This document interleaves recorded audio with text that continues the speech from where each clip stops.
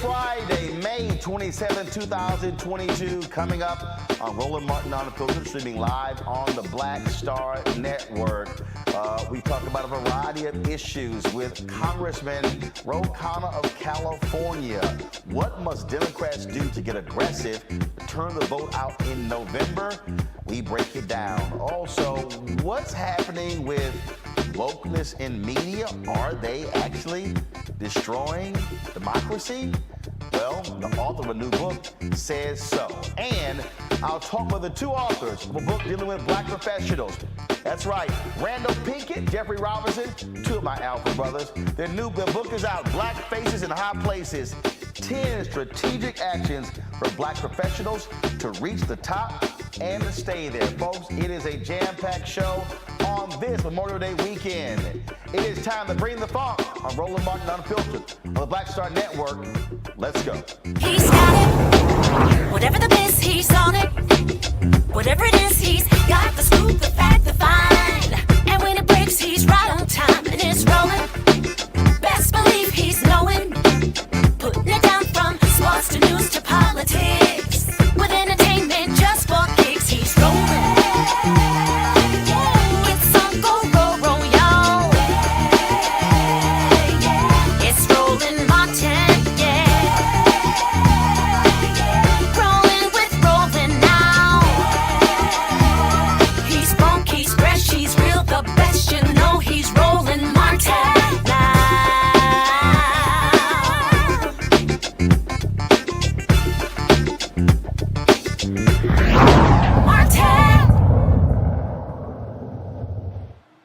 Hey folks, welcome to Roland Martin Unfiltered on the Black Star Network. He is one of the most progressive members of Congress, Representative Khanna of California. He and I talked, and we talked about a variety of issues, but one of the things that is really important that you're going to get out of this is the sense of urgency Democrats need to turn voters out at the ballot box in November. Here is our conversation. Representative Khanna, there's several things I want to talk to you about, but one of them just jumps out, this that we're now dealing with. We're seeing the first arrival of this baby formula from overseas. And what's driving me crazy, you have Republicans who've been complaining about Democrats on this issue, and literally a significant number of them voted against spending money to bring in baby formula. And now we know that the reason we have a crisis is not just because of Abbott, because Trump made it more difficult to import baby formula. How the hell are Democrats and Biden to blame for a problem Republicans don't want to fix? Well, you're absolutely right. Look, 192 Republicans voted against giving funding to help fix this baby formula shortage. I mean, look, one of the problems was that the FDA didn't have enough inspectors. They didn't get to the Abbott facility in time. That was all Trump-era policy. Democrats just funded to fix that problem. And the president is deploying the military to try to bring this baby formula. And the Republicans are not helping. So they want to criticize the president, but they aren't doing anything constructively in terms of the funding that'll help get baby formula into the hands of families that need it. So, but to me also, I'm always about messaging as well. And I just don't necessarily believe that Democrats are doing a good enough job of walking the American people through this and then letting them know, like, here's your problem. I mean, look, people right now are going, hey, we got problems with food prices. We got problems with gas. We got problems with inflation, and it's important to let folks know, here are the folks who are actually trying to fix the problem. Here are those who actually help create the problem and then who don't want to fix it. You're right. And we could do a better job of that. Look, I mean, Trump was driven by protectionism, and he basically didn't want it's one thing to put tariffs on China. I agree with some of that. But to put tariffs on European products such as baby formulas are basically protectionism through the FDA is partly what's created the problem. And then you've got a Republican Congress that's unwilling to fund the efforts to get more baby formula into the United States. So they're very good at casting blame, but as the president's pointed out, they don't have a constructive policy. Now, I do think the president has taken decisive action, and I'm glad he's taking that, and he's got to continue to take decisive action, even on the price of food, the price of gas, I personally think the government ought to be buying at the low dips of food and gas and then selling it back to the American people at cheap prices to bring price stability. We've got to, people aren't complaining. Those are real issues in my district, and we've got to take bold action to try to lower prices. Let's move on to another issue. 2 days from now, it's going to be the second anniversary of the death of George Floyd. And I can tell you that people are still greatly bothered that you didn't have the George Floyd Justice Act that was passed by the United States Senate, was passed by the House. The president has not moved on executive orders. Congressman, I can tell you, this is going to be one of those issues that's going to play a crucial role in a lot of Black folks, especially young people, turning out in November. Do your party leaders understand how the inaction on this issue is going to hurt them come November? I don't think they get the gravity, candidly, Roland. I mean, I think they're two colossal failures of this Congress. The fact that we have not done anything to pass the George Floyd Act, a basic police reform. I mean, this is not, it was a very moderate bill, actually, and the fact that we haven't done anything on voting rights. And these are sort of fundamental rights. Basically, your right to be able to vote in this country, your right to be able to walk on the streets and not get shot by a cop, even if you're unarmed. And we're not passing these things. And so the Progressive Caucus in Congress has been screaming about this for the past year and a half. I do think if we can't get it through the Senate, that the president really needs to look at decisive executive action on both of these before Labor Day. And not only that, we still are seeing poll numbers, unbelievably low poll numbers. One poll showed the president is at 26% among young voters, a similar number among Hispanic voters. Again, none of that bodes well for November. What must party leaders and what must candidates be doing to conveying to the American public, whether it's inflation, whether it's in these other issues, that Democrats are better to respond to this than Republicans? We see how they're voting against baby formula, not wanting to support the George Floyd Justice Act, not giving a damn about voting rights. But the reality is you have people who are saying, you know what, Democrats, you had the majority, you didn't fix it, I'm going to go somewhere else. That, again, is what people are facing come November. Well, we got to tell people the stakes. I mean, I get people's frustration, but giving Donald Trump power is not going to do anything for racial justice, economic justice, or climate action. But two, the Democrats have to understand that young voters are very idealistic voters. They want a better, more just society. So we've got to deliver something on voting rights, on police violence reform, and through executive action. But there are two other places we've got to deliver.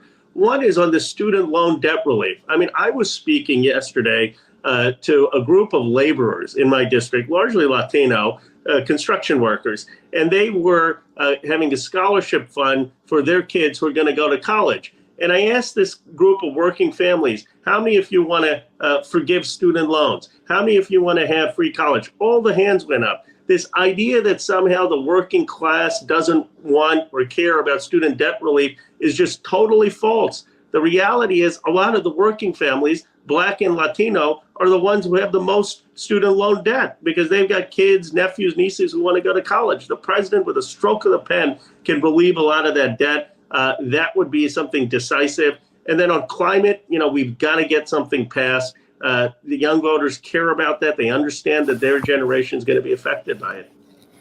I think that you're absolutely right when it comes to when you talk about that idealism, but also, again, people voted in 2020 based upon saying, elect us, we'll get these things done. I always make the distinction to my audience that all of these bills have passed the House. The problem has been the Senate. But for the public, they just simply say, Congress, Biden, none of y'all got it done. Well, look, I understand. I mean, people are busy. They sacrificed a tremendous amount in 2020 to get us elected. They're not going to follow the every Senate vote. But I do think that in the next 6 months, the president can be more vocal. He can come out and say we got to abolish the filibuster. He can come out and start campaigning against the Senate on a couple of these key priorities, especially on something as critical as voting rights, especially as something as critical as climate, especially as something as critical as Roe versus Wade and codifying that. I think people want to see some fight in our party for the fundamental rights. And they will understand if there's a lot of fight and the numbers aren't there and we vote and, we're short a senator. But I don't think they see sufficient urgency or fight yet on these key issues. Well, I think that's the thing. And Reverend William Barber with the Poor People's Campaign, and what he says is, don't just vote one time. Keep voting. Keep voting. You have to show the people that you are willing to keep bringing this up. He said you can't just say, well, we brought it up once or twice and that's it.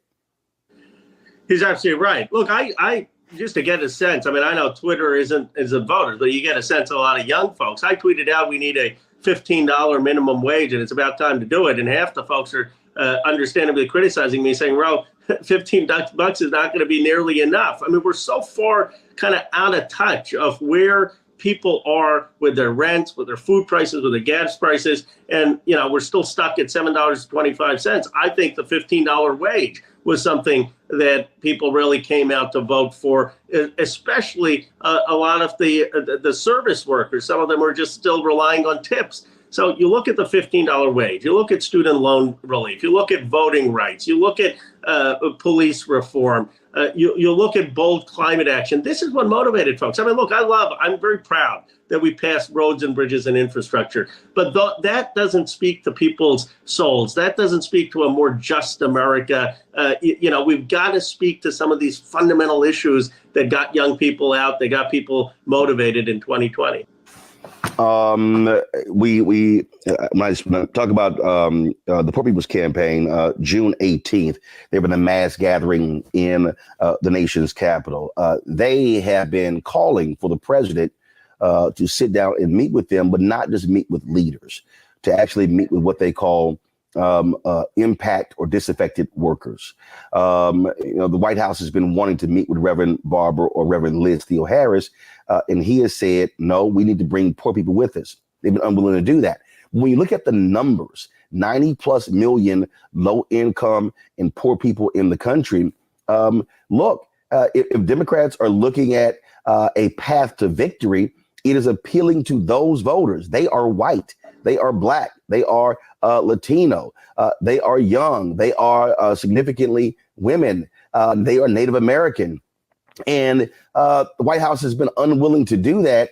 And I just don't understand the calculus.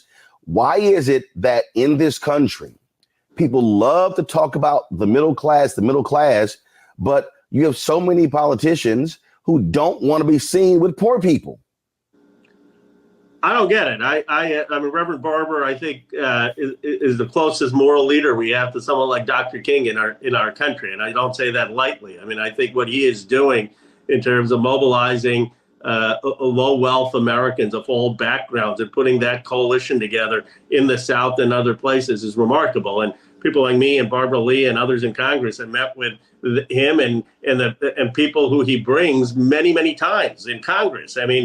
He's had folks testify to us in informal hearings about what it actually means when they're low wealth, low income, and can't pay rent, can't get food for their kids that's sufficient in terms of nutrition, can't get medicine. I think the White House needs to hear them. And there's some very simple things we can do. Two concrete things: raise the minimum wage to $15 and include all service workers, and then have some of these wage boards in states like New York to increase the pay for fast food workers and service workers like home care workers. It's ridiculous that you're making $8, $10 at a McDonald's, at a Burger King, home care work, whereas in Europe, people are making $20, $25 for the same jobs. And I think that's what's important for people to realize. The low wages in this country are a deliberate policy choice, and it's fixable with policy. And this is what the Democratic Party ought to stand for: higher wages for honorable work, We're not doing it because we don't have the right collective bargaining policies or correct wage boards. And look, and I say to President Biden, even hold a White House summit on the poor. I mean, look, the numbers don't lie when you look at. And again, what people often say is that the poor don't have lobbyists in Washington, D.C. They are also voters. They are people who are workers. They are also voters. And if you send that signal, and I get it because people are like, oh, well, that comes across as just giving them things. Well, hell, it's a whole bunch of rich folks who got stuff with Trump's tax cut. Whole bunch of rich folks who got stuff with Trump tax cuts and got stuff with the Fed policy. Look, we don't talk about the inflation and the asset bubbles in the stock market because of easy Fed money. We don't talk about all the money that went to corporate bonds. Now, some of them may have been necessary to get out of the pandemic, but it helped the people who were at the top. It didn't help people who were working. Here's, I think, the biggest thing that we need to do, why I think a Poor People's Summit is so important, because we've got to puncture this awful stereotype in this country, started, I think, with President Reagan, that somehow if you're poor, it means that you're not working or you don't have a job or you don't have an aspiration to get a job. That is look, your colleague, Representative Matt Gaetz, made the comment about people who are on WIC because of baby formula. I mean, it's as if these little poor people, look, if you can't afford baby formula, what's wrong with you? What the hell? Well, they've got to meet, people have got to meet folks who, the poor in this country are some of the most honorable, honest folks who are sacrificing and doing everything they can for their kids and their families, and they're working jobs, one job, two jobs, and the reality is they're not getting paid what they deserve. They're not getting paid what they deserve because we don't have correct collective bargaining in this country, because the corporate power has shifted a lot of the resources to the top. So, think about it. In a very simple example, you got Amazon, one of the richest companies in the world. I don't begrudge Jeff Bezos' innovation so that packages can show up at your doorstep. But you don't think that the people who are at the warehouses, the people who are delivering those packages, have something to do with the value? Of course they do. So here's the problem. Why is it that they're not getting proper wages? Why is it that they're not benefiting? Why is it the people who are serving us fast food with making our lives convenient aren't getting proper wages? Why is it the people who are taking care of the elderly or sick aren't getting proper wages? They're adding value and they're not getting paid what they deserve. And that's the fundamental issue. It's unfair. It's unjust. It's not just that they're poor. It's that we made a decision to underpay a lot of work in this country. And then people wonder why you have such a dramatic wage and income gap, wealth gap in this country. Well, that's a perfect example. Representative Khanna, I certainly appreciate it. We're going to keep obviously pushing this issue. We'll be there on June 18th. Thank you. With Poor People's Campaign. So we appreciate it. Thanks a lot. Thank you. Thank you for your voice. Thank you for having me on. All right. Take care. All right, folks, got to go to a break. We come back. I'll talk with the author of a book who says that white liberals in media, they're actually undermining democracy. Well, she and I kind of differ on the notion of wokeness. Trust me, it's a discussion you don't want to miss. Folks, don't forget to support us here at the Black Star Network by downloading the Black Star Network app, available on all platforms: Apple phone, Android phone, Apple TV, Android TV, Roku, Amazon Fire, Xbox, and Samsung TV as well. And don't forget to support our Bring the Funk fan club, where all dollars that you give goes to support us and the show and what we do. Of course, you can send your check and money orders to P.O. Box 57196, Washington, D.C. 20037-0196. Cash App, $RM Unfiltered. PayPal is R Martin Unfiltered. Venmo is RM Unfiltered. Zelle is Roland at RolandSMartin.com. Roland at RolandMartinUnfiltered.com. We'll be right back.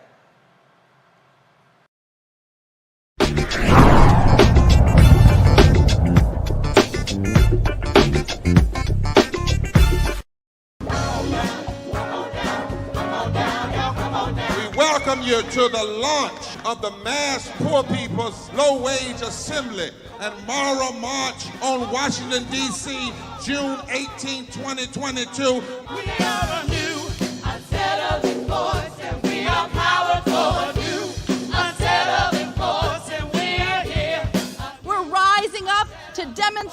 compelling power that we, poor and low-income people, have to reconstruct society from the bottom up. And we need to do it with the loudest voices possible, the biggest actions possible. Because we know that there is no scarcity in this land. The only scarcity is the moral will to do what's right. Hold on, just a little while longer.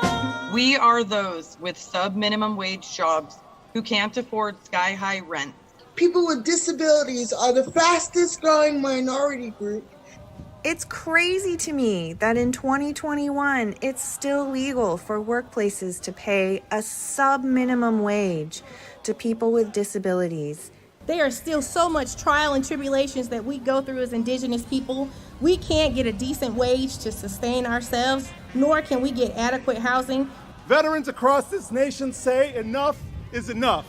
We can't pat essential workers on the back on one day and then cut their health care the next day.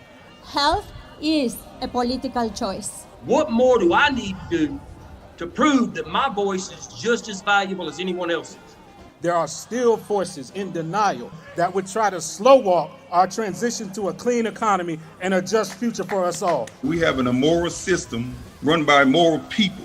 But together we walk, and we walk and we fight. It's time for a change! Reconstruyamos esta gran nación! See, we are people of resilience. As we fight these interlocking injustices together, when we work together, mobilize together, and rise together, we become a voice for the voiceless, and we become an agent of change in a time where great change is needed.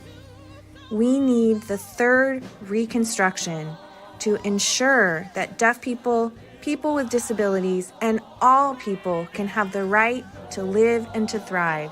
We know what they are doing, but the question is, what are we going to do? Reconstruction begins when we change our mentality and say it's time for you to get your foot off of my neck.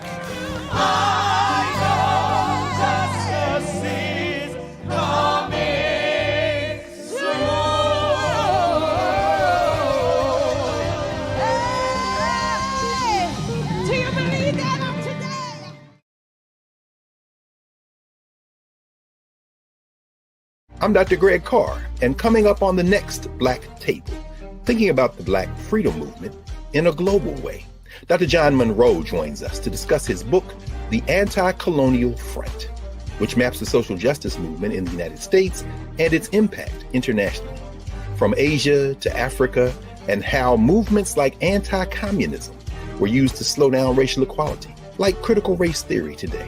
Critical race theory today, communism back then, that's essentially mobilized to shut down any challenges to a given system of power. Connecting the civil rights movement to colonialism on the next Black Table, exclusively here on the Black Star Network.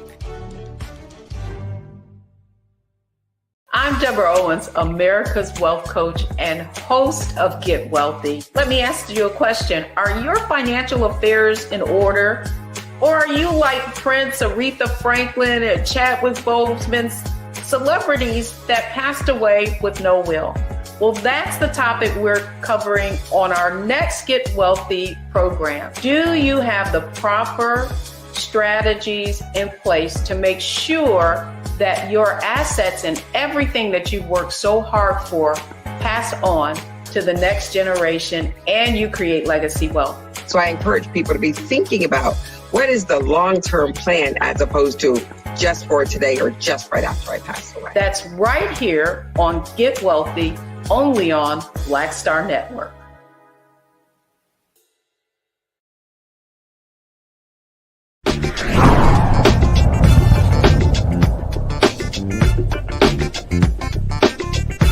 America's mainstream media is overwhelmingly white. My next guest says in her book that white progressives or white liberals, they're causing a serious problem in media. Y'all gonna enjoy this conversation with Batya Ungar-Sargon, the author of the book, Bad News, How Woke Media is Undermining Democracy. it got a little spicy between the both of us. All right, Batya, let's talk about your book, Bad News, How Woke Media is Undermining Democracy. First off, define your definition of woke. Great. So first of all, thank you so much for having me. I'm really honored to be talking to you and very excited for this conversation. Woke to me means, it doesn't mean police reform. It doesn't mean ending mass incarceration. It doesn't mean ending the racism in our public schools. And it doesn't mean ending intergenerational poverty among 20 to 30% of Americans descended from slaves. That is all things every American should be focused on. Those are really important things. Those are national emergencies. Woke is what I found out about in a 2018 Yale study that found that white liberals talk to Black and Hispanic Americans different than they talk to other whites and different than white conservatives talk to Black and Hispanic Americans. White liberals dumb down their vocabulary when they talk to Blacks and Hispanics. This was a Yale study from 2018 that found that. That is wokeness. It's a view that says that white people have a power and a privilege and an agency that puts them above people of color, so that their instinct unconsciously, when they meet a person of color, is to dumb down their vocabulary. And I think that that is so corrosive and patronizing. The assumption of oppression based on skin color, it is really dehumanizing. That's what wokeness is. But I think that's part of the problem, because the reality is what you initially said is how wokeness or being woke was defined.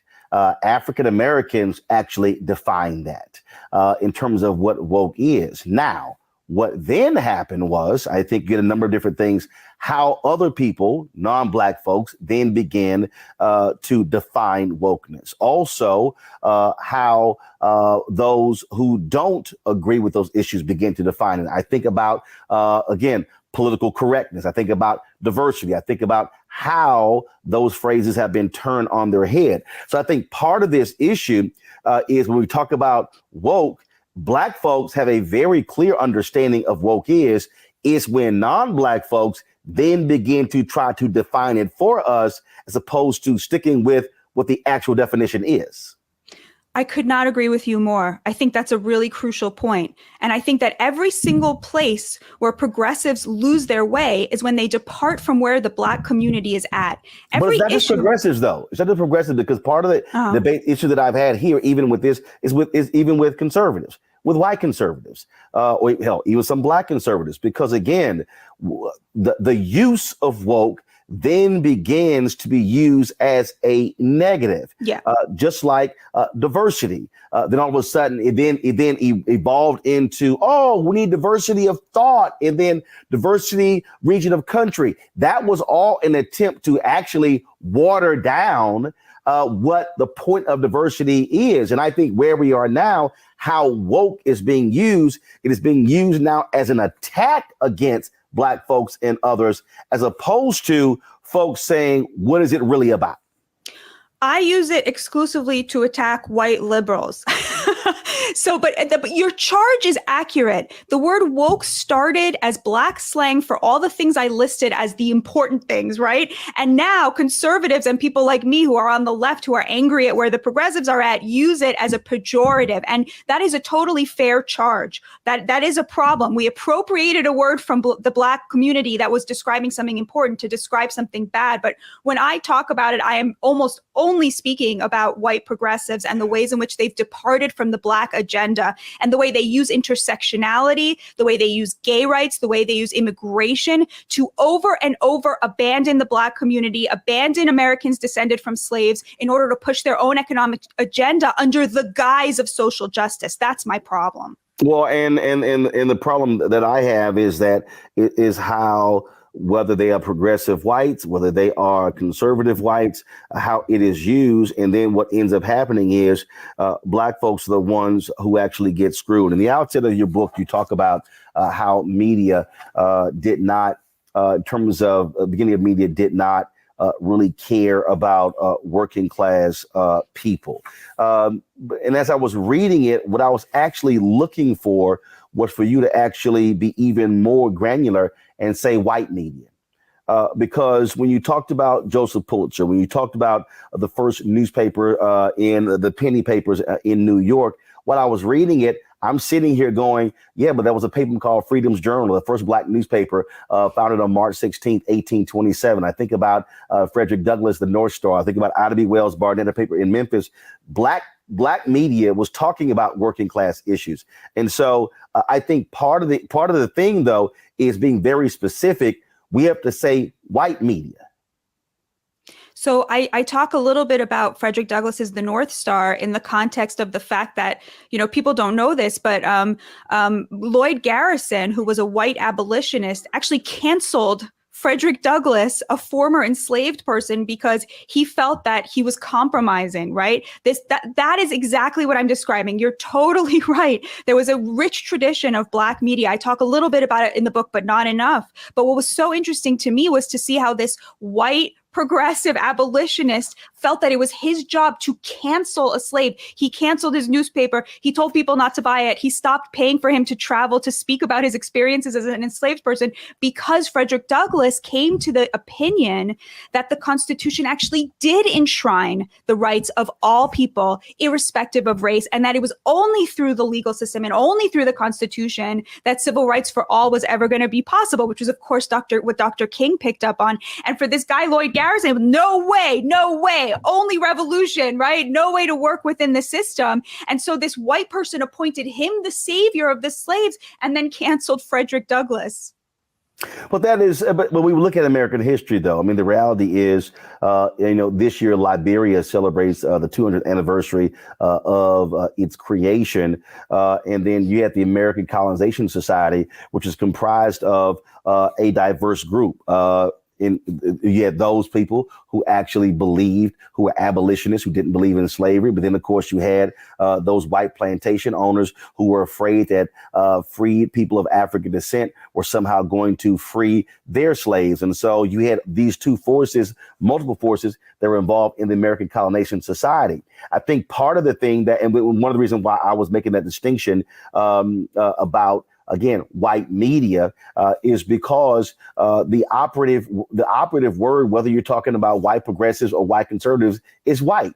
And that is the issue in this country. Even at the inside of your book, when you say something is wrong with American journalism, I will actually change it to say something is wrong with American white journalism, because these are the issues we're dealing with. Because in when we say mainstream media, we really mean white media. The issue that you find is they look like Wall Street, look like Silicon Valley. And so you do not have real voices at the table. You're now seeing it. Kim Godwin, president of ABC News, Rashida Jones, president of MSNBC. But when you got a majority of your newspapers in the country who won't even fill out the AS&E diversity survey, that tells you where we are in white media. Yeah, yes, 100%. I would argue, though, that the reason that American media is so white is because it is made up of people of immense economic privilege. And unfortunately, America's rich are still America's white. So to me, the class piece here is a much bigger problem, because when you look at the people of color who are allowed to succeed in American media, they are all from Harvard or Princeton or Yale or University of Chicago. Their backgrounds, their economic and educational backgrounds look a lot like the other American elites. Whereas you look at the Black community, and 2/3 of Black Americans say that they are either moderate or conservative. You're never going to hear those voices in the liberal mainstream media. But this is, again, I get your point, but the problem, I think, is it's too narrow. I think the problem is you're only really talking about New York, DC, large cities. The reality is, so look, I've been covering mega churches, and people have this assumption that, oh my God, there's a problem with Christianity is these mega churches. Well, mega churches only comprise 4% of all churches in the country. 96% of the churches in America are not mega churches. When we talk about elite, look, the average journalism salary ain't several $1 million or even $100,000. My first job coming out of college, the Austin American-Statesman, which had about 230,000 circulation, offered me $20,100. I said, no, you got to pay me at least $2,000 more. When I got hired at the Fort Worth Star-Telegram a year later, it was at $32,000. And so the issue, I think we got to define this. The issue is when you talk about large media companies that then become sort of the gatekeepers, but journalists out there who are doing some amazing work, who are covering some amazing issues, they're not part of the elite. They didn't go to the Harvard's, University of Chicago. That's really your New York Times, your Wall Street Journal, your papers like that. And of course, Fox News, ABC, NBC, where you got people who on the air talking about so-called working class voters, but they're making several $1 million and their kids going to private school. So it's a really important point. Let me just clarify a little bit. So 75% of American journalism jobs today are on the coasts. The majority of journalists working today are actually working for either digital media companies, national media companies, or those elite legacy media companies. Local journalism is unfortunately dying. It's very sad to say. You're totally right. There are still local journalists who are working for $40,000 a year, but the vast majority of journalists are coming to a place like New York and taking a starting salary of $25,000 a year to work in a digital media company, which tells you everything you need to know about who their parents are, right? Because you could not have afforded to live in New York City on $25,000 a year when you were starting. But this is where I got to push back, because I know individuals who are not coming from rich backgrounds. And so they're not. What you have is, look, I'm dealing with people. Look, I'm a 3-time board member of the National Association of Black Journalists, lifetime member in the Hall of Fame, and I'm dealing with journalists who are looking at jobs in Chicago, looking at jobs in New York, places like that, but they're not making a lot of money. 2 and 3 or 4 of them are living in apartments with others, and so it's not. I mean, I get your point, but I know a whole lot of folk who look like me who don't come from rich backgrounds. They are not. I totally believe you. There are people who manage to do this. There are people who do this, but I'm just telling you from a purely data point of view, they are the exception rather than the rule. And by the time they're in their 40s and 50s, they'll be making over $100,000 a year, which puts them in the top 10% of Americans. Yeah, but if you're looking at someone who is the average is brought down because younger journalists do make less money. But if you stay in this industry, if you make it in this industry, you're going to be part of the elites by the time you're in your 40s. You're going to be well. First of all, even on that particular point there, when we talk about the elites, which I think is a phrase, frankly, as being thrown around left and right. I mean, it trips me out when I see politicians talk about the elite when, if you look at the salary of a member of Congress, that so-called puts them in the elite. Totally. So part of this issue is that when we start breaking down really, money in America, what the average median family income is, what the average salary is, and so the average American is not making $100,000, and so I think that again, how the word elite is being used is being used, I think, in a different way. In terms of, we look at salaries, I hear people say college professors, they are the elite. Well, I know some people who are adjunct professors who are making 10, 12, 15,000 or making 40 or $48,000. And so this, I think, still speaks to what goes from a media standpoint in terms of what are the interests that matter. And I think one of the things that happens in media, and I dealt with this at KRLD Radio in Dallas, I've dealt with this in daily newspapers. Luckily, I've gone to the black media side. This whole focus on, hey, we're going to target our news to high wealth areas because we're looking at advertising, and that plays a role in the type of coverage that we're also seeing. Yeah, but I think we're agreeing. I think you and I both totally agree that the media does not reflect the views of the average American, the average Black American. They just do not see their views or their interests or the things that they need reflected in the media. Don't you agree with that? Yeah, I agree with that. But but the position that I take is I don't believe this is based upon wokeness. I think it's based upon whiteness. And when I say whiteness, I'm talking about the reality of where this country is. The reality is that when you talk about, again, and how you laid out in this book here, going back, all of those newspapers going back to 1906, 1907, going through the 30s and 40s, they supported Jim Crow. They locked black journalists out of the newsrooms. They were white only. And then you didn't see your first wave of black journalists in the media until the Kerner Commission report came out in 1968, declaring there were two Americas, one white, one black. And then, of course, and they said part of the problem with the riots is you didn't have black people who were in these newsrooms. And so your first wave of black journalists really came in the late 60s, the early 70s. And so right now, we're really only operating on the second generation of black and brown journalists in newsrooms. And so, again, for me, the issue is not how woke media is undermining democracy, it's how white media is. And and that's just as somebody who's worked in daily newsrooms, and I have had to confront white journalists who simply don't. I'll just give you just a perfect example. I covered Khalid Muhammad came to speak in Fort Worth, and he had gotten suspended by Louis Farrakhan as national spokesman for the Nation of Islam. And so I went to cover the speech, and I came back with my story.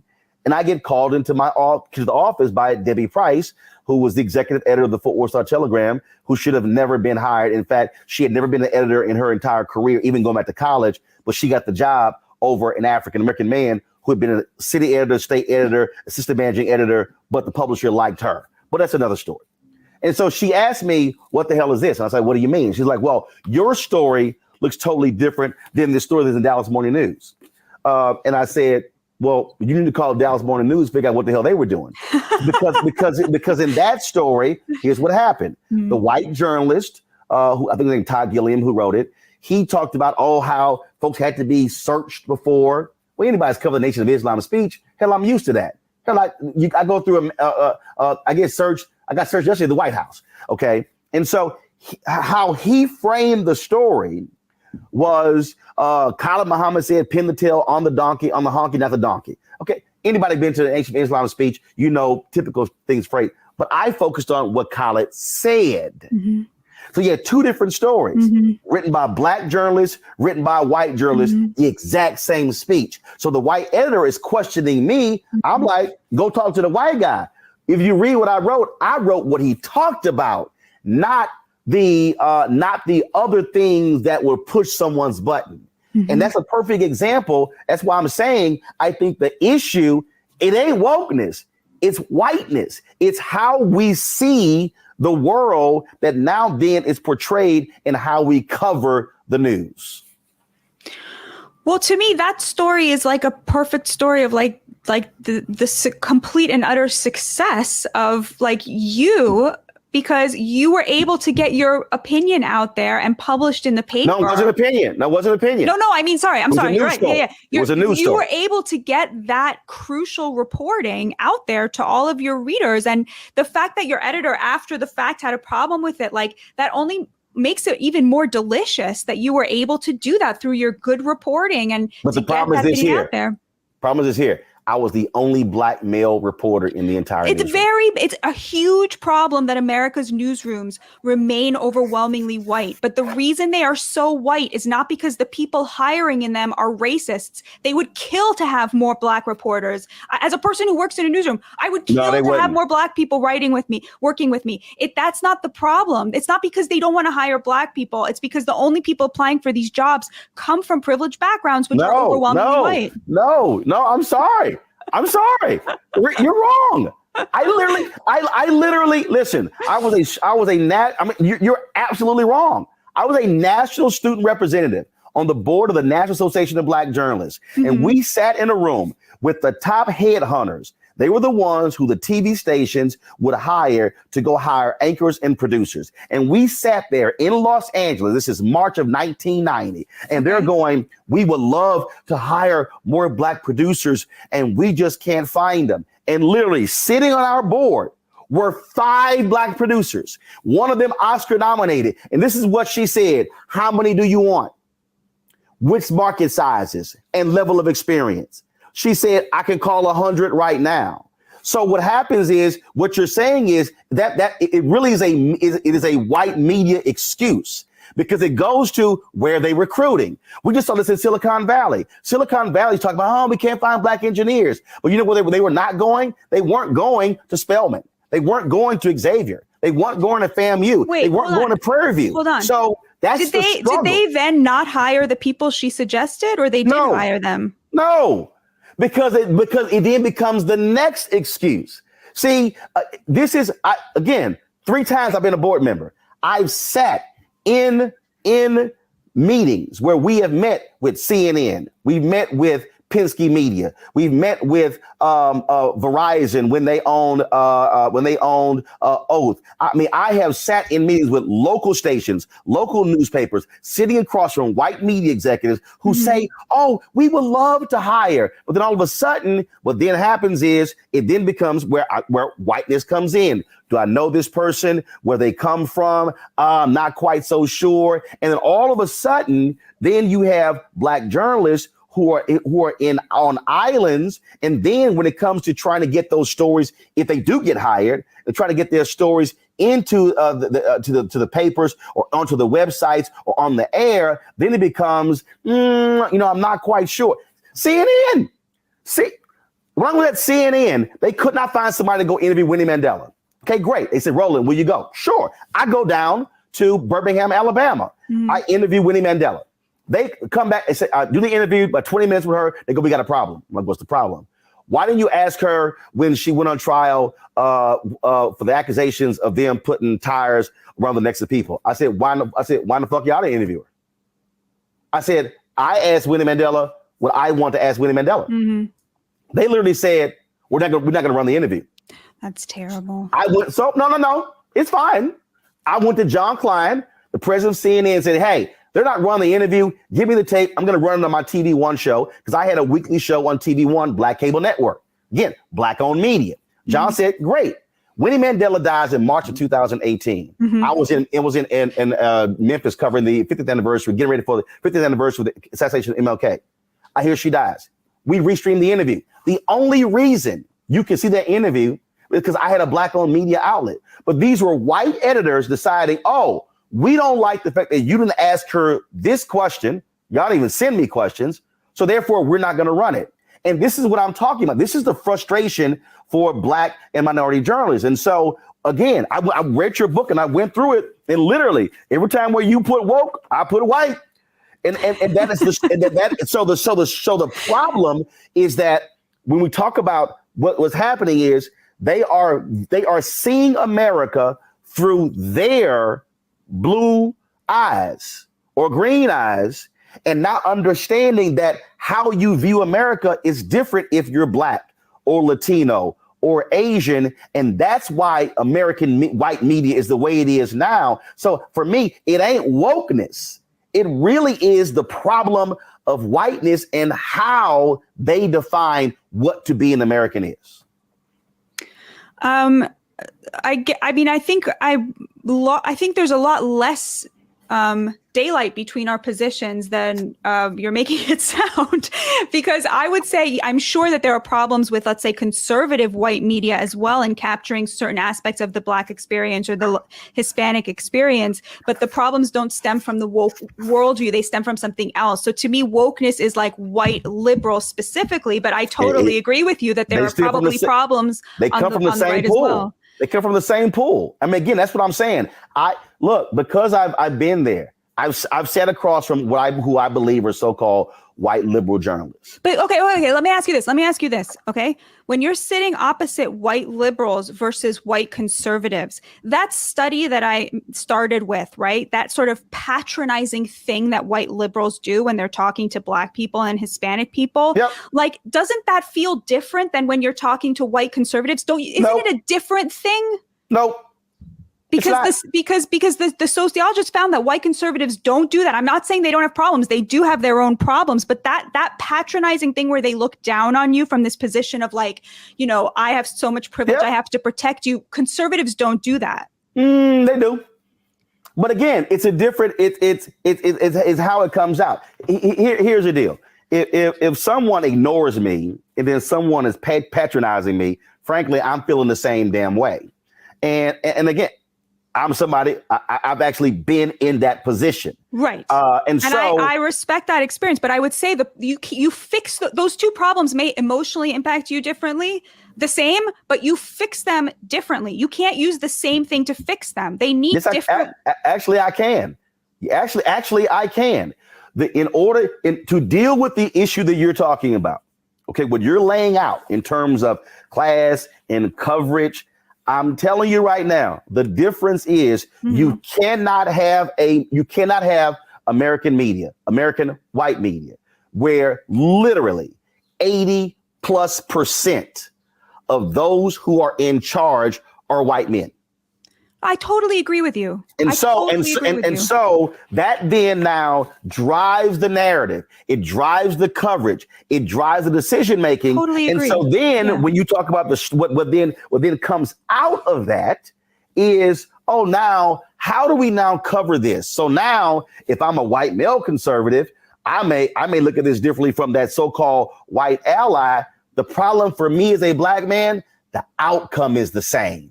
And that's my problem. So how you arrive at it, I don't really care. I totally agree with you. Outcome. I totally agree with you. I nowhere would I ever dispute that it's not a problem that America's newsrooms are so white. It is a total and utter failure. I completely agree with you. I just think that the reason for that is not racism anymore in 2022. I mean, it may have been in the 90s, but it's not anymore. It's something else. But see, right. Okay, so let's unpack that. And the reason I think it's important to unpack that, because you say it's not racism, because this is the problem that we have when we have this conversation. We go racist, not racist. And then that becomes the debate. The problem is not racist, not racist, because there ain't that many people you've actually met and I've met who will say, damn it, I'm racist. They're not going to say it. The problem is not that. The problem is all of this in between. And that is actually the conversation we should be having, because it's what you said in terms of what's patronizing, what's paternalistic. It's also whether you're looking down on someone or ignoring someone. It's the perceptions. It's all of those different things. I remember, it's interesting. If you look at Ken Delanian is a national security reporter for NBC News. Mm-hmm. Ken and I worked together at the Fort Worth Star-Telegram. I was a city hall reporter, one of two city hall reporters. He was one of two county government reporters. And it was quite interesting how the white editors would, how Ken was aggressive and he was assertive. And he was, all these different things. Now, that was a period where Ken was making a lot of mistakes. And we had to run corrections in the paper. But the language they used towards me was totally different. It was arrogant, cocky, wearing your ambition on your sleeve. Now, we literally sat right across from each other. And it was very interesting just watching how the same editors looked at two reporters of the same age who were both covering political beats, and how their language towards both of us was totally different. So the point I'm making is not racist. It's the stuff that's in between that then begins to drive what you talk about in the book, that also to drive decision-making, hiring, promotions, and advancement. I mean, I hear what you're saying. To me, the stuff in between is not as important as the actual racism that still exists. That's very real. No, Batya, no, I'm sorry. This is where I'm sorry. Where you're wrong. Because here's why I think you're wrong on this. Because again, here's what America sees as racism. America sees somebody calling you the N-word. America sees someone with a burning a cross in your front yard. That's that's racism. They don't see it as racism by going, what school they came from? Texas Southern University? That's a HBCU? Yeah, you know what? I'm gonna take this Texas A&M person. They're never going to say that's racist. That is actually literally racist. No. But yes, it is. No. But, follow me. I know what you're saying, but they're not going to say it's racist. No, that's to me the same as saying the N-word. It's saying I don't want to work with someone who's black. But that's literally racism. But, right. But here's the deal. They might even prefer this black person who's from Texas A&M and not Texas Southern.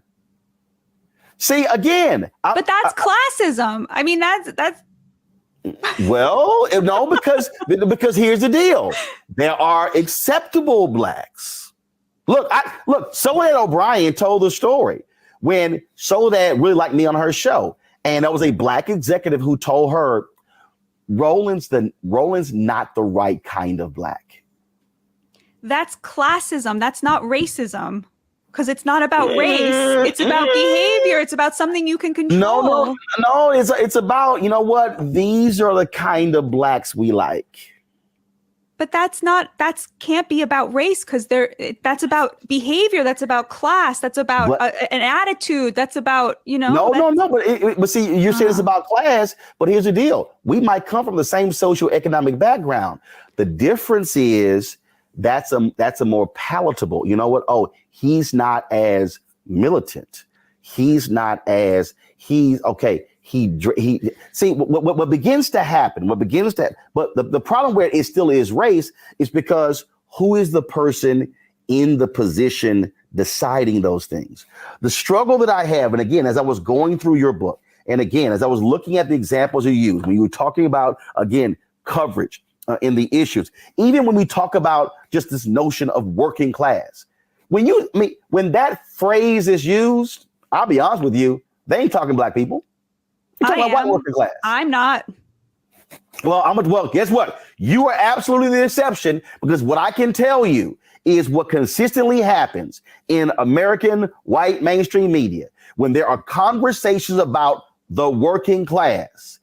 Pretty much black people are being excluded because that phrase alone is being used not to discuss black working class. I mean, the examples are all over the place. I had to have a meeting with Senator Bernie Sanders on this when he kept speaking against, he kept talking about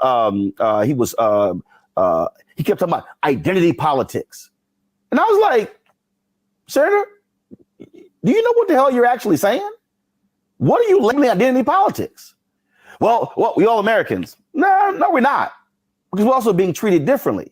Because the phrase identity politics is used the same way wokeness is used against us. Oh, Roland, you're speaking identity politics. No, I'm not. I'm speaking reality. And so this is the struggle that I believe.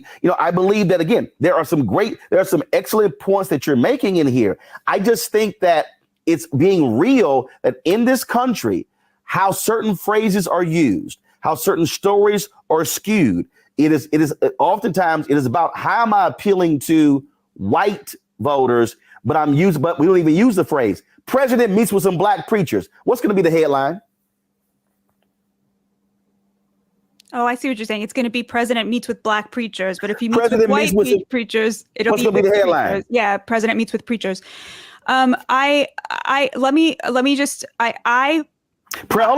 up. Yeah. President meets with a group of black CEOs. But if he met with the CEOs of Walmart, Apple, and let's say these other CEOs, they all white, what's going to be the headline? Right. No, that's yeah, of course. No. Here's my next question for you. Why the two different headlines? Why? But to me, the obsession with the in-between erases the total abandonment of the black working class specifically.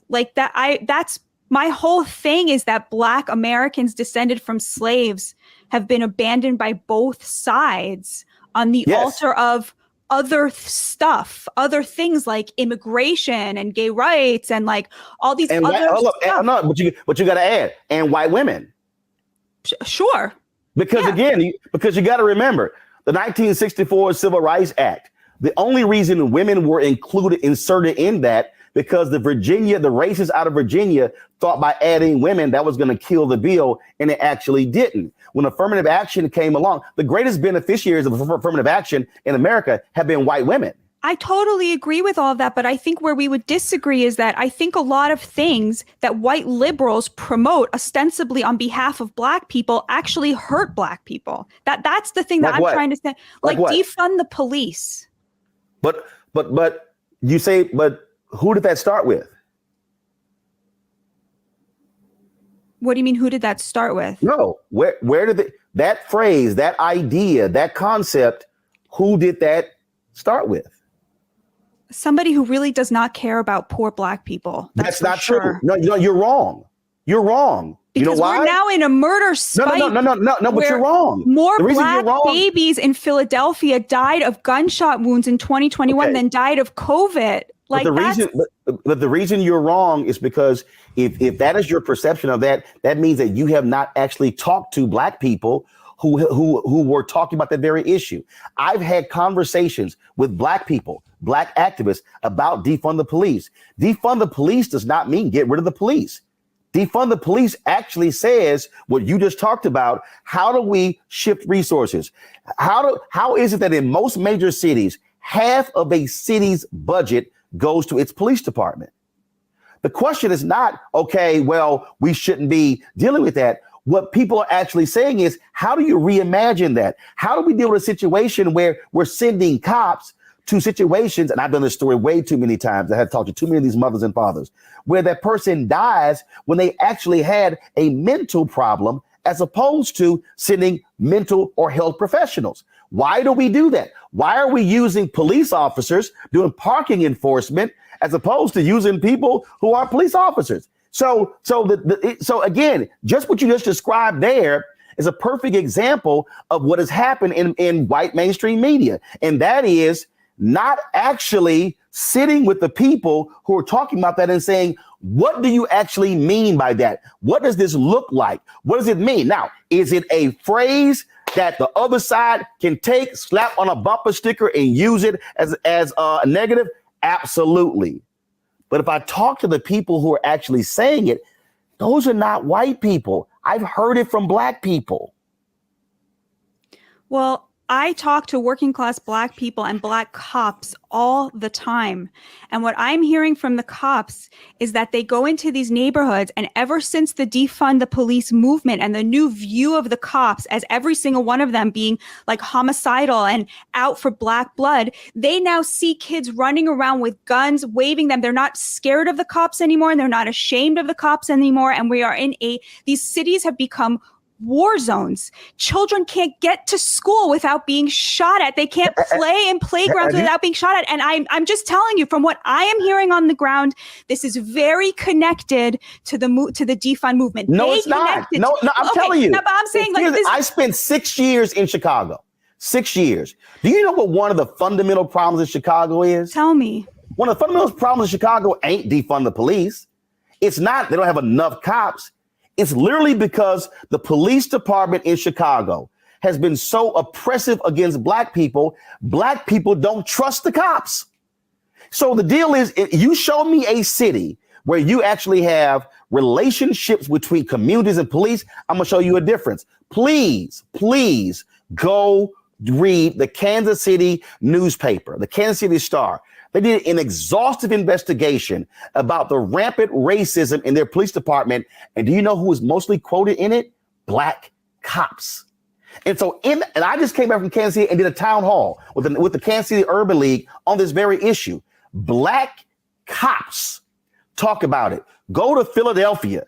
Go to New York. I'm not going to deny that we need I'm not going to deny that we need police reform. We absolutely need police reform. We have a huge problem with the cops. I'm not going to deny that. I agree with you about that. But what defund the police did was it slapped people in the face. And yes, what then happened is, oh my God, no, we're taking money from the cops. No, you're not. And so was it difficult to explain? It was. And so it was used as a negative. But the problem I'm saying is, it's not that Black folks are saying we don't want police. They don't want to get beat up by cops. They don't want to get shot by cops. They don't want to get shaken down by cops. And so it's a whole different nuance there. My parents were Civic Club founders. Okay. So they dealt with cops and commanders and the police chief all the time. I can tell you, since I was 8, 9, and 10, I was sitting there seeing the conversations. So black people are not saying we don't want police. What they're saying is we don't want to get shot. Totally. We don't want to get beaten. I totally agree with that. There's an amazing book called Ghetto Side by Jill Leovy. And she writes about how there's a sort of double-edged sword where on the one hand, Black communities are over-policed on misdemeanors, which reduces trust with the cops. Oh. What then happens is that when there is like a violent crime, a murder, a robbery, a carjacking, they don't want to help the cops. They don't want to participate, cooperate with the cops, give testimony because they don't trust them, and so they can't catch killers. They can't actually solve these crimes. Guess who also does that? Which is why the murder clearance rate when the murder victim is Black is so much lower. It's 50% lower than when they're white. I totally agree with all of that. Who? Guess who does that? Because white conservatives and the ATF. See, follow me here. When I'm talking about how we view things, we have not had a Senate-confirmed ATF director in 7 years. Because now these are so-called believers in law enforcement. But why is it they don't want to confirm an ATF? Senator Cory Booker went off of them yesterday on this very issue.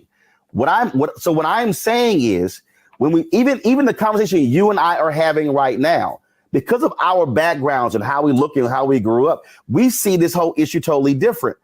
I can talk to people and I can actually say, oh, I see why people think defund the police is negative. But then when I actually talk to people who are dealing with the realities of policing, and I hear how they are explaining it, I'm like, it actually makes sense in terms of how do we shift resources. What I'm still going to argue is that I believe that, and again, yes, you and I agree on a number of things that you lay out, but what we have to be honest with is that even when we talk about class, whiteness and Blackness cuts across class. You can have somebody who went to a state school versus somebody who went to Harvard, who is white. And somebody you might say, well, that Harvard person is an ally. Not necessarily, because I'm telling you right now, some of the most crap that I've taken from white journalists have been, yes, white liberals. But wait, let me ask you something. What is the defund the police's movement's response to the surging crime? Like, what is their response to these babies being shot down? Easy.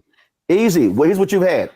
First of all, you had an explosion in the last 12 years of guns being sold in the country. You've had literally the gun lobby and those simply stating point blank, Obama's going to get your guns exploded. Biden's going to get your guns. You had that driving force. That's one. Two, what you've had is you literally had police pissed off. They're being held accountable. I saw in Chicago, in Baltimore, they were so angry that the DAs there dared to hold them accountable. You had deliberate slowdowns in Chicago. I covered this. They had an inordinate number of broken body cameras, broken dashboard cameras. Why? But why? What would be the difference between defund and a slowdown? Defund would have fewer cops. That's what. Why? Tell me why. You're defining when you reallocate resources, you have fewer cops. No. First of all, when you start breaking down, have you ever covered City Hall? No. Okay. Have you ever covered county government? No.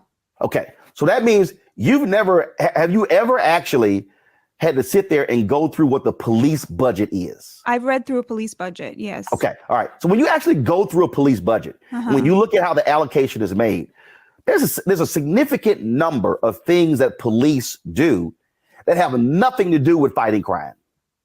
Nothing to do. You mentioned it earlier, all those tickets.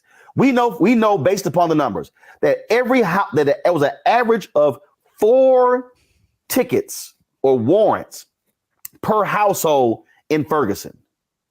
We saw the survey, all of those areas around St. Louis, in St. Louis County. Yes. Okay. Yes. Where that became an economic driving force. Yes. Okay. So you had that. So you start going. So why all of a sudden have you seen police chiefs say, stop pulling people over some bullshit license plate.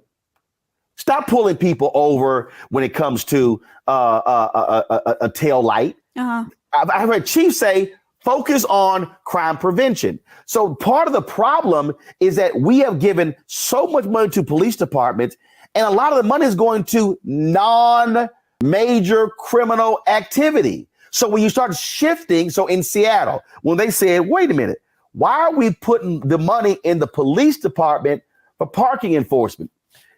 Put that money in a separate department to go hand out tickets.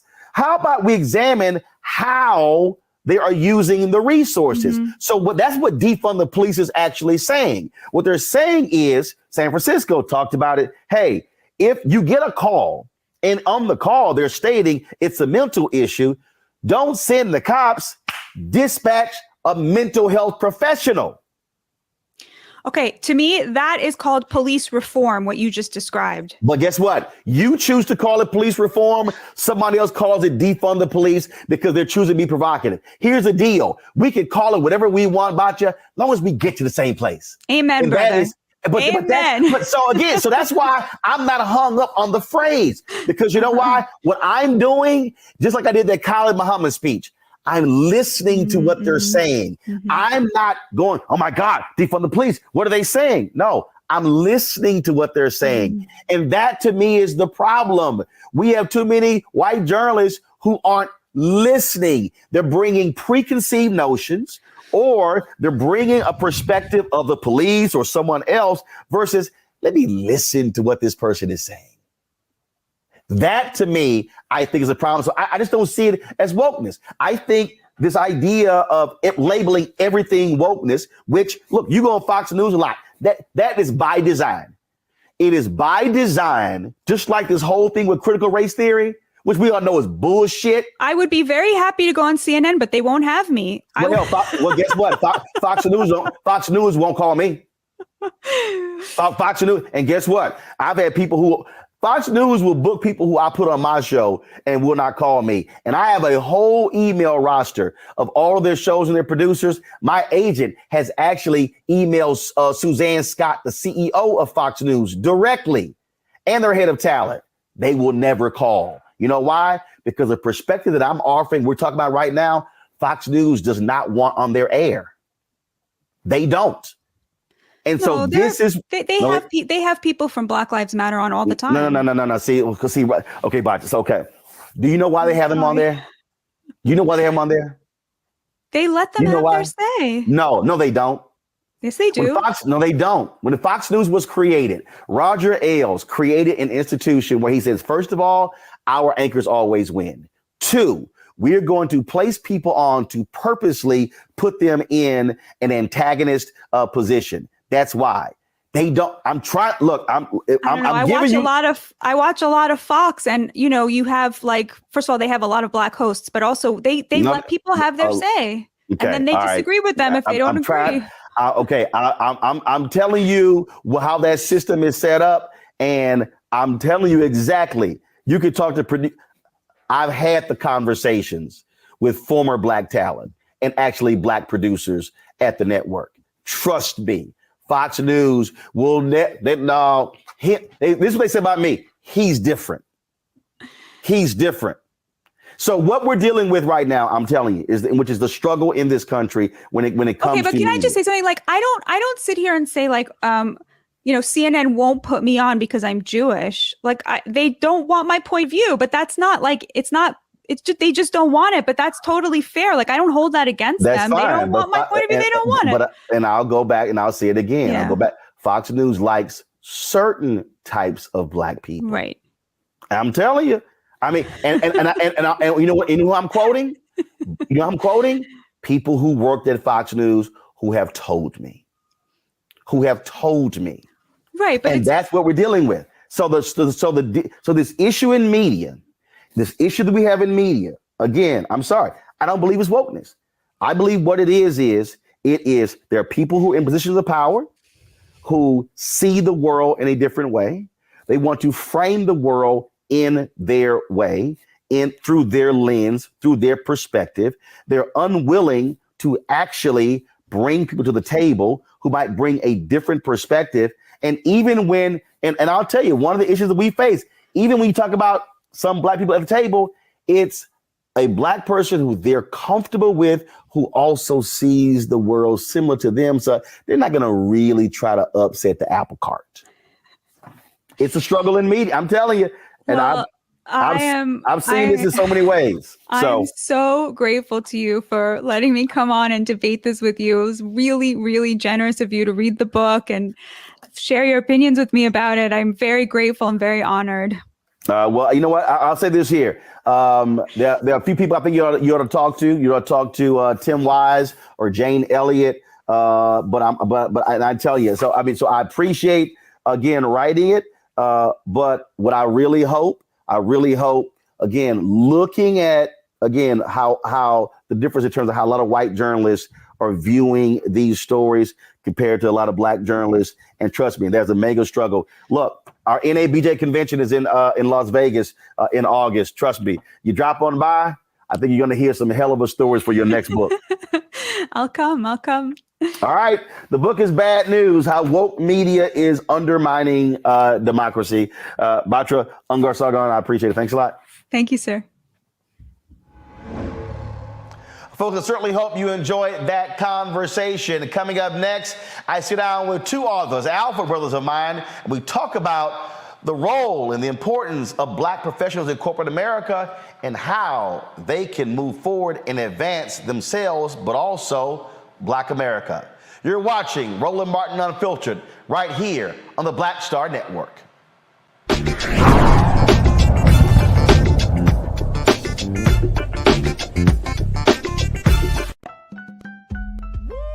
We're all impacted by the culture, whether we know it or not. From politics to music and entertainment, it's a huge part of our lives, and we're going to talk about it every day right here on The Culture with me, Faraji Muhammad, only on the Black Star Network.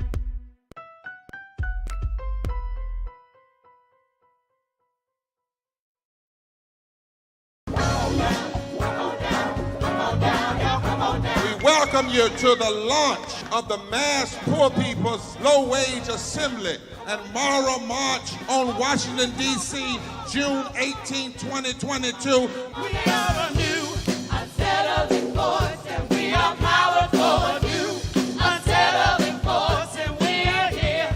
We're rising up to demonstrate the compelling power that we, poor and low-income people, have to reconstruct society from the bottom up. And we need to do it with the loudest voices possible, the biggest actions possible. Because we know that there is no scarcity in this land. The only scarcity is the moral will to do what's right. Hold on, just a little while longer. We are those with sub-minimum wage jobs who can't afford sky-high rent. People with disabilities are the fastest growing minority group. It's crazy to me that in 2021, it's still legal for workplaces to pay a sub-minimum wage to people with disabilities. There are still so much trial and tribulations that we go through as Indigenous people. We can't get a decent wage to sustain ourselves, nor can we get adequate housing. Veterans across this nation say enough is enough. We can't pat essential workers on the back on one day and then cut their health care the next day. Health is a political choice. What more do I need to do to prove that my voice is just as valuable as anyone else's?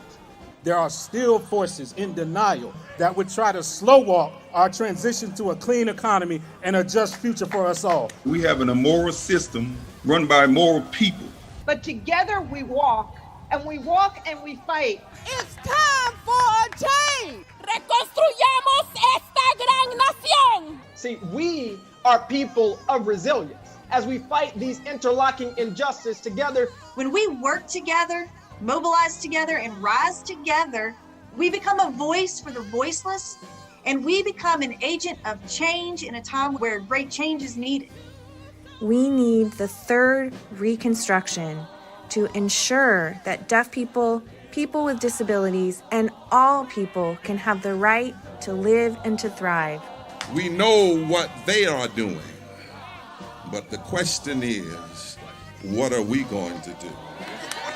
Reconstruction begins when we change our mentality and say it's time for you to get your foot off of my neck.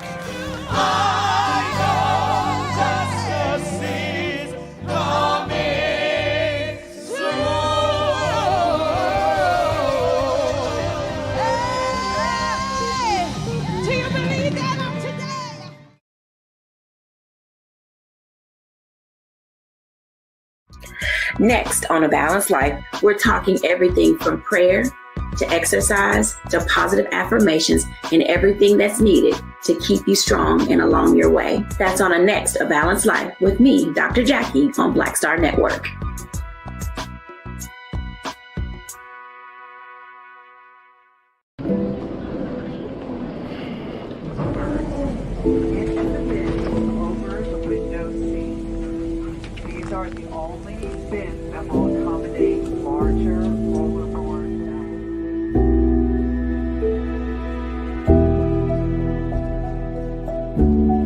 They put 10 in here? 10, and you don't come out till you die. And you eat him, you eat him. Oh my God.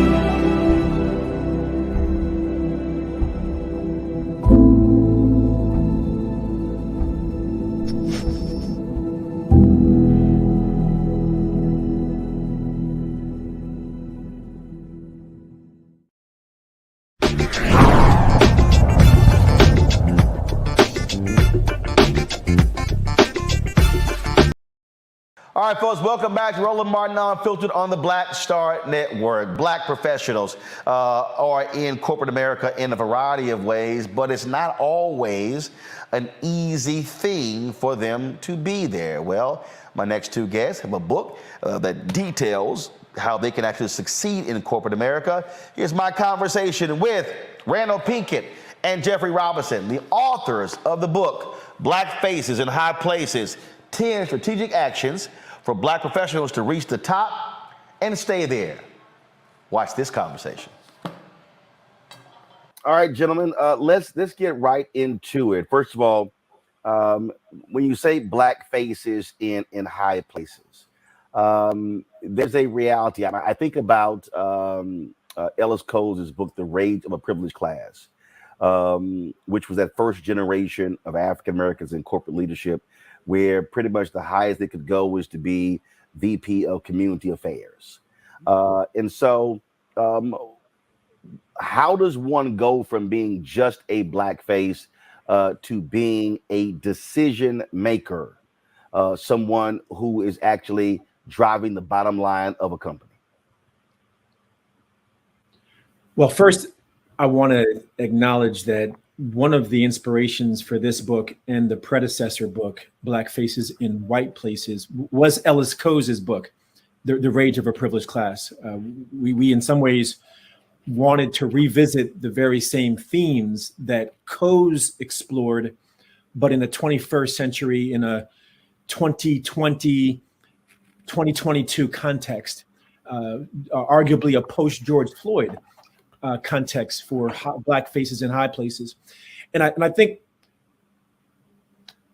to your question, Roland, nowadays it's less about how do you determine the barriers, kind of what the glass ceiling metaphor represented was. The glass says you can see to the top but can't get there, and the ceiling says you have a limit. We have people who have broken through the glass ceiling. So now it's more about how do we understand what we know to be those challenges, and how do we equip this generation with the tools to apply the lessons that we've learned for those who've been successful without ignoring, and this is important, without ignoring that there are still barriers that exist, and that is not just incumbent upon African Americans to figure out how do I navigate. It's also incumbent upon these corporations and organizations and government agencies to eliminate those very barriers that make it more difficult for us than it does for others. But with that, what we are still dealing with is the reality is in that some glass ceilings have been broken. But I think back, I was talking to a friend of mine who talked about you have the Executive Leadership Council, and you have all these Black folks in corporate America, but their own internal studies showed that many of them, by the time they reach 55, they're being moved out of these positions, and they're not actually going to the next level. And so, the question is, are we really challenging these corporations to be better, or are we still just sort of happy when one or two are in these positions, Jeffrey? Yeah, this is critical. We are not happy when we see that there's only one or two. At least that's our premise in the book. It's like, how do we get more? How do we get more to the top? How do we get more through those barriers? And more importantly, how do we get more that are community conscious, community engaged at that level? Because think about all the resources that would be available to our communities if we had more Black faces in high places. I mean, that's the challenge. A lot of people want to use that phrase that we use in the title of the book in the negative, where we have people who are at the top, but they're not being conscious or not being engaged in our own communities. And what we want to flip that on the head and say that what we're promoting in the book, what we highlight in the book, what we show people is that you can get to the top and be engaged in the community, provide the guidance and the support that we all want. So there's one last thing. The ELC and others have documented the challenges you've said, and so some of the work that we do in the book is to elaborate on what happens in the middle of the organization. There's some plateaus people hit. How do you break through those plateaus? How do you leverage who you are, your identity, for helping the company, but also for helping yourselves? And then there's also the pivots that we see people make from corporations into their own businesses, which is also vitally needed. So both of those are ways to achieve those heights that we're talking about in the book. See, one of the things that bothers me is sort of, Randall, when you talked about this post George Floyd, we saw all of these commitments, some anywhere from ranging from 20 to 30 to $50 billion, and all of these folks, again, companies making these announcements about what they were going to do when it comes to social justice. And I can tell you, as somebody who's been very active in challenging corporations when it comes to Black-owned media, I can tell you some of our biggest obstacles haven't been white folks in companies. It's been Black folks. We've literally been on calls, and where the Black person goes, well, I don't know, Roland's sort of controversial, and my sales guys will go, yeah, but you guys spend money on CNN, MSNBC, and Fox News. So what are you actually saying? And we're sitting there going, really? We're like, to the Black person, shut the hell up. Like what are you doing? And so, I've even been saying that, this is not just Black-owned media. It's Black boards of directors. What are you actually doing? Are you challenging companies to say, are you using Black transportation companies, Black catering companies, Black event planners, and going down the line? And my whole point is, we didn't fight for Black folks to get in these positions, to be on boards, and to be in a C-suite, for them not to say something while they're there. That's right. No, you're singing from the same hymnal that we're singing from, Roland. I don't think it's being too grandiose to say that George Floyd's murder was a Rosa Parks moment for our generation. And right now we're sitting in the moment, begging the question, is this a movement? And what is or is not our responsibility and our opportunity in this moment? And, Public Enemy said it best. Every brother ain't a brother. The old adage, all skin folk ain't kinfolk. There is not just a reckoning happening racially in our society, there is a reckoning happening within our community that is differentiating between those who are willing to help people who look like them and those who are operatives, plants, that they are representation, but they're not representing. And our book is here to do many things, but among them two things, Roland.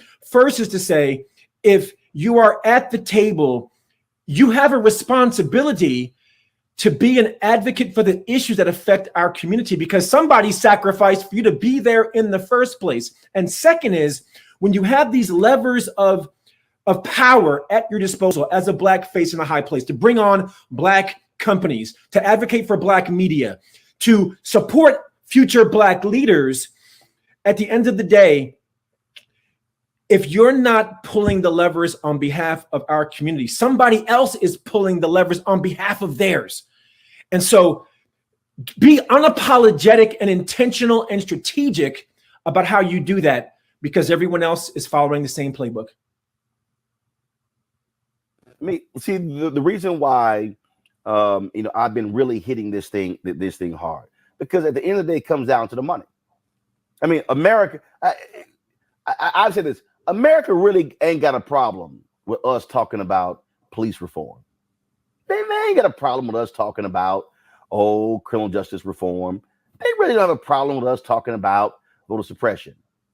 But when you get to the money, it's a whole different conversation. Coretta Scott King often said that they killed my Martin when he started talking about the money. And the thing that I have been challenging folks on is that if we are not having a money conversation, if you are sitting in an ad agency and you know the inside game, you know how they are purposely trying to create the specs that push us out, then you've got to be able to say, how can I change that? If you're sitting there in a company, it just can't be about your stock options and what you're making and sending your child, when if you're in a position where you can actually create the level of generational wealth that's needed. And to me, that requires a level of consciousness walking in to say, look, I need to leave some footprints and some fingerprints when I'm no longer here. But again, to me, that's a mindset, that's consciousness. Yes. Yeah, you're right on. And in fact, one of the things that we try to get people to do in the book is to start inside, then come out. So, in the way that we write, we've written our last two books now, is we intro the book trying to put some context around why we're writing this book, but then we go into 10 strategic actions. In this case, the first 3 actions are all inside. What kind of inside work? Understanding and being thinking about self-determination and our relationship to one another as a means towards understanding what our responsibilities are when we leverage our might. So we give you great strategic actions to do things, but it's in a context of a consciousness, absolutely, that connects us to our brothers and sisters, not only here in the United States, but even around the world. So it's a global diaspora. So that, to me, puts a point on what you were just saying, is that by the time you get to those higher levels and make some of those things, if you haven't done that self-discovery, if you haven't made those connections, then we get what we've been getting. The change is that there's some young people who are coming along who are asking us the question: if I want to be one of those folks who's at the high parts of the organization, do I have to sell out? And we're here to say you don't. In fact, you need not only be strategic and authentic, you need to be unapologetic, because it's a new day and there's some things that we've got to bring to the table, right? That community engagement, those resources, and thinking about how what you're doing connects, whether that's in corporate America or in your own organizations or in the social sector. I mean, that's the golden thread throughout this entire book.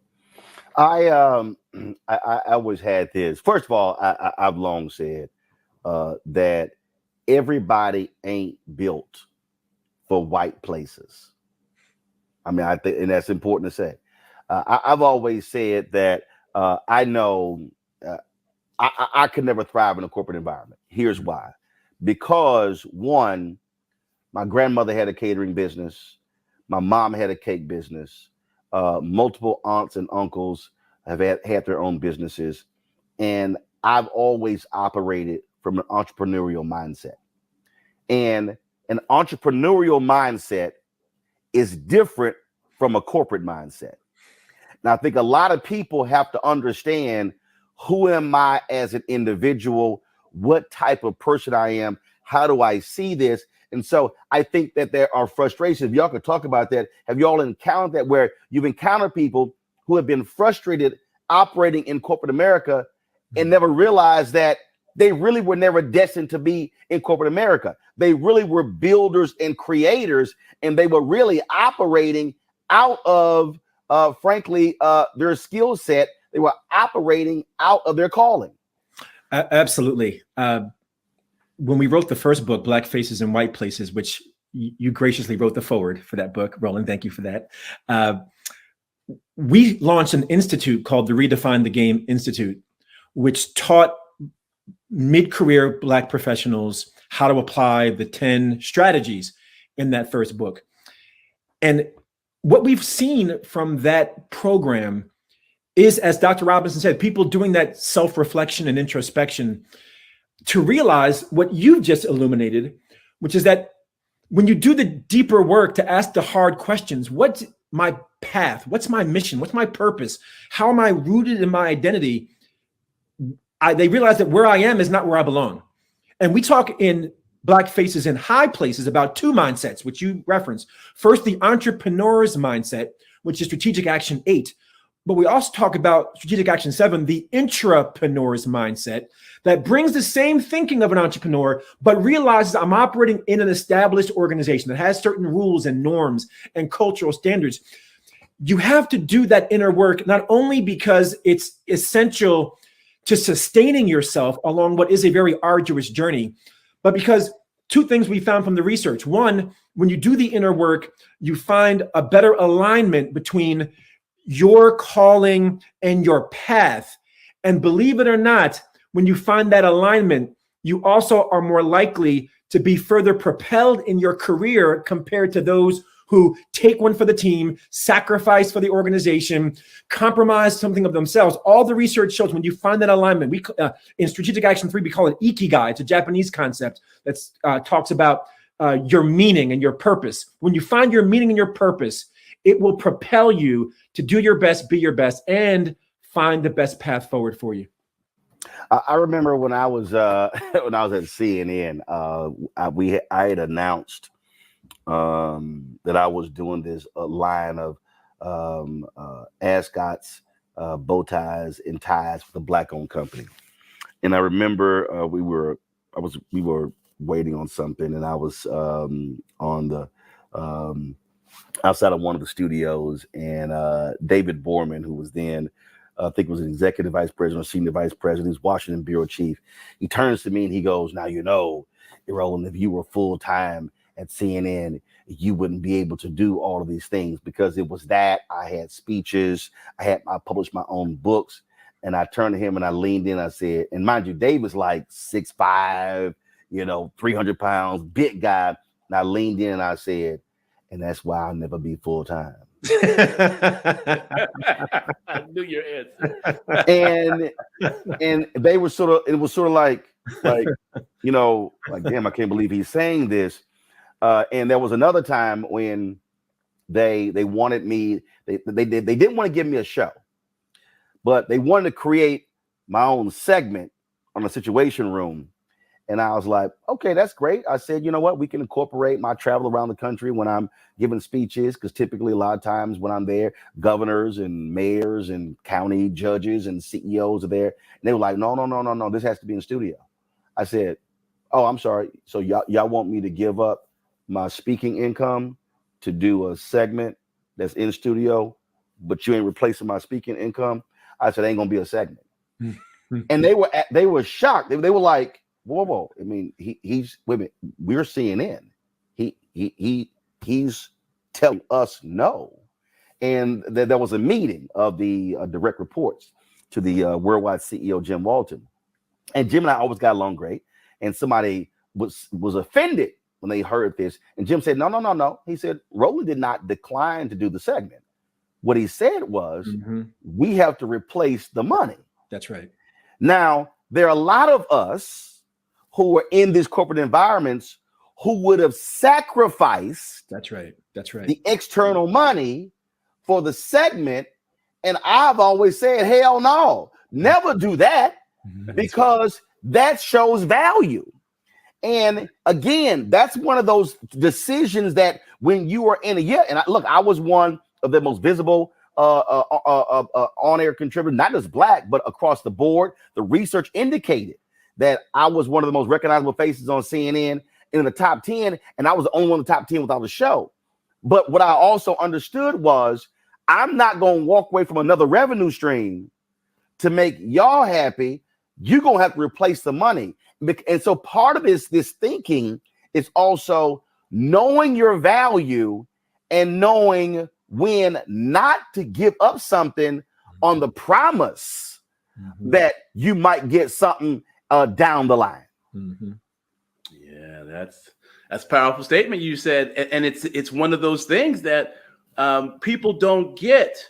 Black people, Black professionals coming into the organization don't get to hear what you just said unless they have a strong mentor, unless they have a group of friends who have this, consciousness and thought process, thinking about, self-determination, thinking about how they defining themselves as opposed to letting a whole bunch of other folks define who you are or what your value is. So, we're trying to fill some of that gap with this book. Because everybody doesn't have an Uncle Roland Martin to tell them that. Hopefully they're watching the show. But that's the piece that is missing when we're interacting with some of these mid-level professionals. And on top of it, people are suffering physically for it. Their health is failing, and they're having challenges and feeling all this stress because they're trying to be things that they're not, that aren't true to themselves. And some of the social psychologists talk about putting on these masks every day. Right.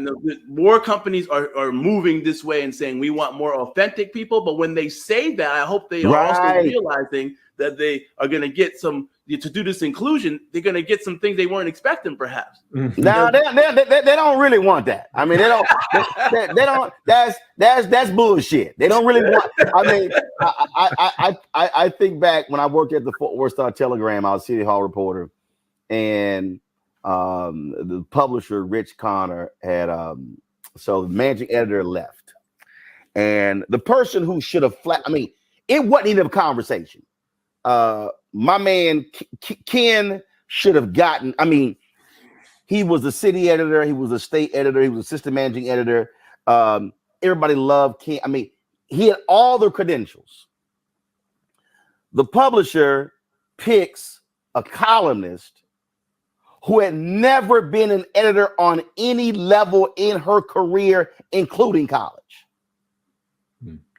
I mean, if you put the resumes side by side, Debbie Price could not even touch Ken Bunting. I mean, matter of fact, you would take her resume off the table. So the publisher picks her. And so he comes out to the newsroom and he makes this announcement, and I'm pissed. I ain't hiding it. My body language is like, this is some bullshit. Now, mind you, I'm 2 years out of college. So in the meeting, I look at Ken, and Ken sort of has this look like, Roland, it's gonna be okay. And I'm like, damn that. So then there's this moment for Q&A. I started hitting the publisher with questions, and they were like, damn, bro. So when the meeting is over, all of these people are walking up to her, congratulating her. I walk right past her ass and I go sit down. And they were like, Roland, what are you doing? I said, my conscience can't front. I said, I can't congratulate somebody who did not actually deserve the job. And then they were like, well, why are you so hard on the publisher? I said, let me explain something to y'all. When you hire a pit bull is a pit bull outside the building and in the building. A pit bull don't stop being a pit bull just because we on the inside of the house. And I have to always remind folks of that. And I'm like, so yeah, don't talk about bring your authentic self when they really don't actually want your authentic self. They want you to temper your authentic self. So they don't want you challenging diversity in the company the way you would outside. They don't want you pushing them to do better when it comes to contracting, because it's going to get to a point, damn, why they always pushing it? Well, you know who you hired, right?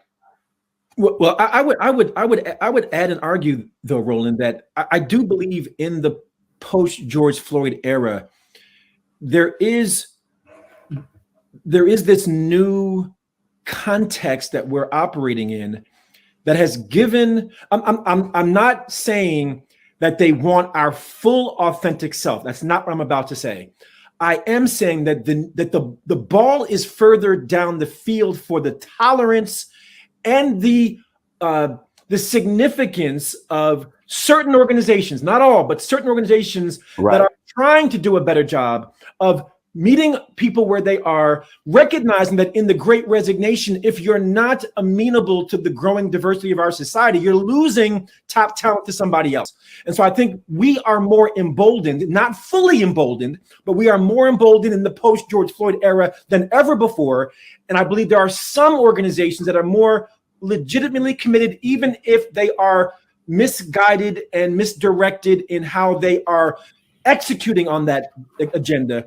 That we're in a new environment now. And I say that to say this, to our earlier conversation, we can't shy away from that window of opportunity, because that window is right now. Right. If we're not emboldened and strategic and unapologetic now, then when else can we be? The window, the moment is now. Right. And I think the reason, look, the second anniversary of George Floyd's death was Wednesday. And you have these commitments, and you have all of these people who are talking about these things that are happening. I've sort of framed this moment as the third Reconstruction. John Hope Bryant, we've talked about that. Reverend Dr. William Barber has as well. And part of the thing, I think, for a lot of people, especially a lot of Black people, they ain't got no clue what the hell the Reconstruction period is. After the election of Trump in 2016, I was in at a panel, DC, and mostly white. It's probably about 5 Black people in the whole room. And I brought up the Reconstruction. I think probably one white person in the whole room knew what the hell I was talking about. And then we had the second Reconstruction. That was that 13-year period from Emmett Till's, I would actually push it back to a 14-year period, Brown versus Board of Education 1 and 2, going all the way through the assassination of Dr. King and the Fair Housing Act, and then affirmative action. And so what I've been saying is that we need to be looking at this period as a 20-year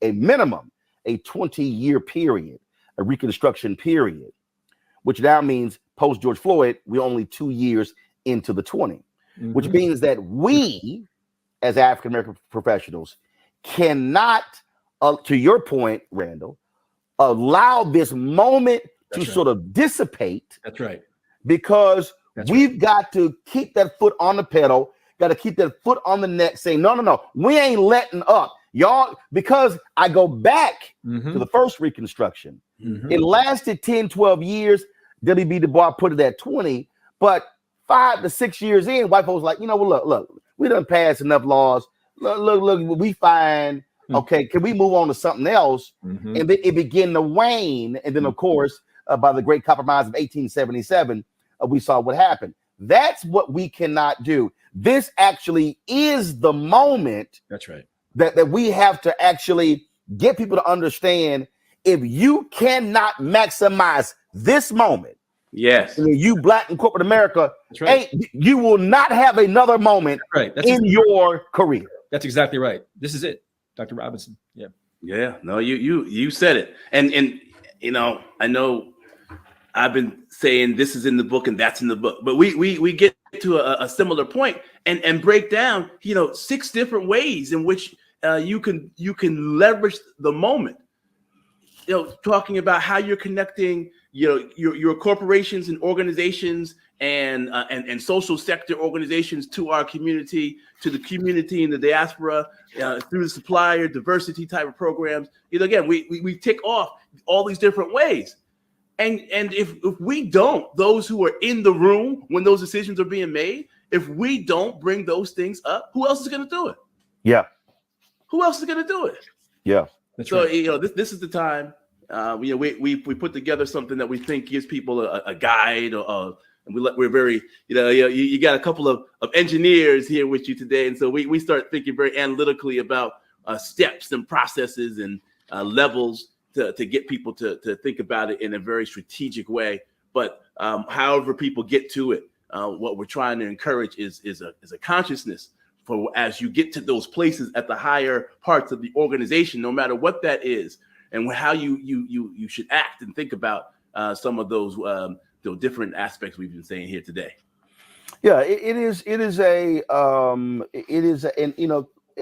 look, I get, and I hear all the time people like, yeah, Roll, man, we can't all be like you. I'm not asking you to be like me, but what I'm right, but what I'm actually asking you to do is to understand that you cannot view your position in a company solely through the prism of you.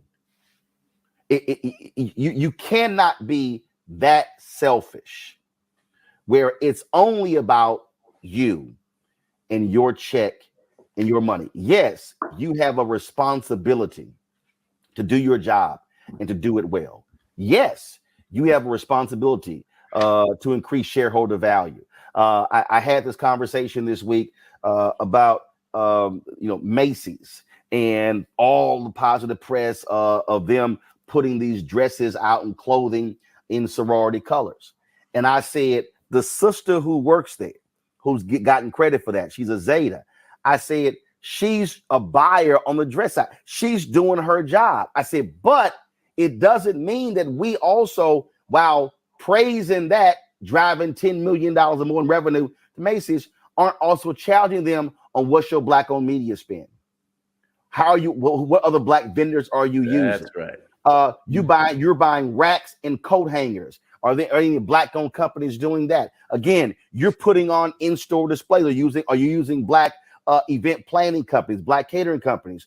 What I am arguing is that we've got to have Black folks who are within these spaces, whether we're talking about, and the same goes to corporate America, the federal government or state government or county government or city government, because you also have contracting. I mean, on the federal level, $560 billion being spent every year on contracts. Black people getting 1.67%. So you got to be in a federal agency, or you got to be a CBC member, or you got to be in the White House saying, hey, hold up. How are we spending $560 billion a year in federal contracts and Black-owned companies are getting 1.67%? Mm-hmm. Why Black-owned media getting 1% of the $1 billion in contracts? What that means is I'm still doing my job. I'm still getting paid. I'm still taking care of my family, but I'm also recognizing that there is a collective here, because if I am not then influencing and leveraging the company's spend, and I'm not seeing an increase for Black-owned businesses, truth be told, I'm not actually helping Black America. That's right. Yeah, my biggest criticism after George Floyd's murder of the commitments that you referenced earlier that many corporations and organizations made. And I actually did an op-ed on CNN in an entire video, 7 Myths of Racial Equity, where I said, if your commitment is only to addressing social issues and not economic issues, it is insufficient and unacceptable. In other words, we run to the program, the philanthropy, the giving, and there's nothing wrong with that. Let me be clear. I mean, we support that, but if all you're doing is philanthropy and giving and social programs, you've completely missed where the real action is, which is the economics. The lifeblood of corporations, the lifeblood of our country, of our society is dollars and cents. If it don't make dollars, it don't make sense.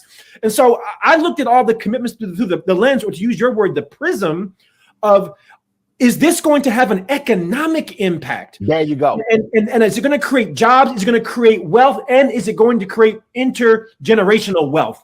Yes. And in the book, we talk, ad nauseum about this idea of intergenerational wealth as perhaps the signature measure of whether an initiative, an investment, a commitment is legitimately going to transform our community, or if it has a fleeting effect. I want to stay right there because, I have a segment, Jeffrey, called "Where's Our Money?" And I use the hashtags Black economic social justice. Right. Mm-hmm. And I say use the hashtag "Where's Our Money?" But then I use the hashtag "I'm not satisfied." Mm-hmm. And "I'm not satisfied" comes from the movie Malcolm X. So that scene when Brother Johnson had been beaten by the cops, and then Malcolm X, played by Denzel, demands that they call the ambulance so he can get treatment. So the ambulance arrives and they take Brother Johnson to the hospital. And then a white cop comes up to Denzel and says, "All right, you got what you want. You can leave now." He goes, "No, I'm not satisfied." And then he says, "On to the hospital." Right. What I keep saying, not just to Black people, but I have said this directly to Black civil rights organizations. Mm-hmm. You cannot go into situations and negotiate MOUs that are about you receiving a check. Mm-hmm. Because the check that you're receiving is white philanthropy. And the problem with that is we cannot survive on white philanthropy. Right. Because if I start breaking down numbers, if you are a company and you got a market cap of $250 billion, and then you are saying, we're going to provide $2 million to an institution over 5 years. Well, that's $400,000 a year. But over here, you spending $3 billion on advertising. Right. In fact, I broke this down. And so the Urban League announced this initiative with Pepsi, where they were going to stand up Black-owned restaurants. Their foundation, 5 years, $10 million in grants. As you said, Randall, totally supported. Right. Then they have this initiative where they wanted to drive $100 million in receipts to Black-owned restaurants over 5 years. Now, part of the problem is that they got no way of actually measuring that as to what is like, are you using a promo code or something? So how do we know that your commercials and spots are actually responsible for those receipts? That came from every one of the Black people who own their own advisory committee. But then I began to break it down. I said, so y'all, we ran the numbers. I said, Pepsi spends $3 billion a year on advertising.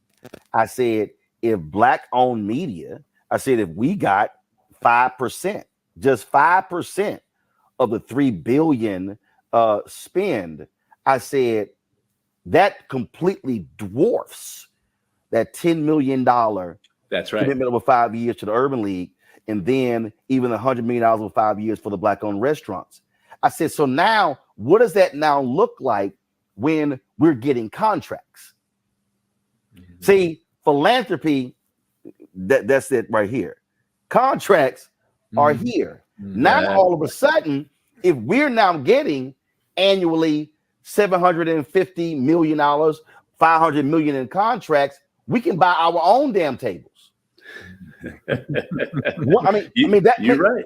And that's how I'm trying to get a lot of these brothers and sisters who are in these companies to think like, don't get hyped because the company made a $5 million commitment when they could literally use Black-owned companies and drive $500 million annually into these companies, which impacts hiring, So now all of a sudden we're lowering the black unemployment rate because we're likely to hire those who are our own. Then, like in my case, I'm using black vendors, black lighting, black set designer, black. So all of a sudden, my capital, my revenue increases.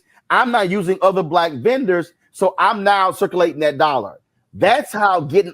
But see, a lot of people go, "Damn, I never thought about it like that," because they're caught up in the hype of the philanthropy. Yeah, yeah, those $5 and $10 million commitments that I've seen, you know, the drops in the bucket. You know, let's get 10, 15, 20% of that spend on these different categories or more going towards black and brown businesses. It is one of the challenges. No, I ain't got no. I want to go to black businesses. Understood. Here's my whole deal. If you want to fight for brown, knock yourself out. I've literally been in meetings and I was like, yo, roll here for black people. I understand where you're coming from. You know where I'm coming from too. I got you. Roll here for black people. My point is that it's all about philanthropy versus the where the real dollars are. Let's get into some of the contracting. You know, both Dr. Pinkett and I work with National Minority Supplier Development Council, various programs, and the commitments that are made within organizations along those lines are all in the contracting side. Fine, sponsor the program or the training initiative or things along those lines. That's great.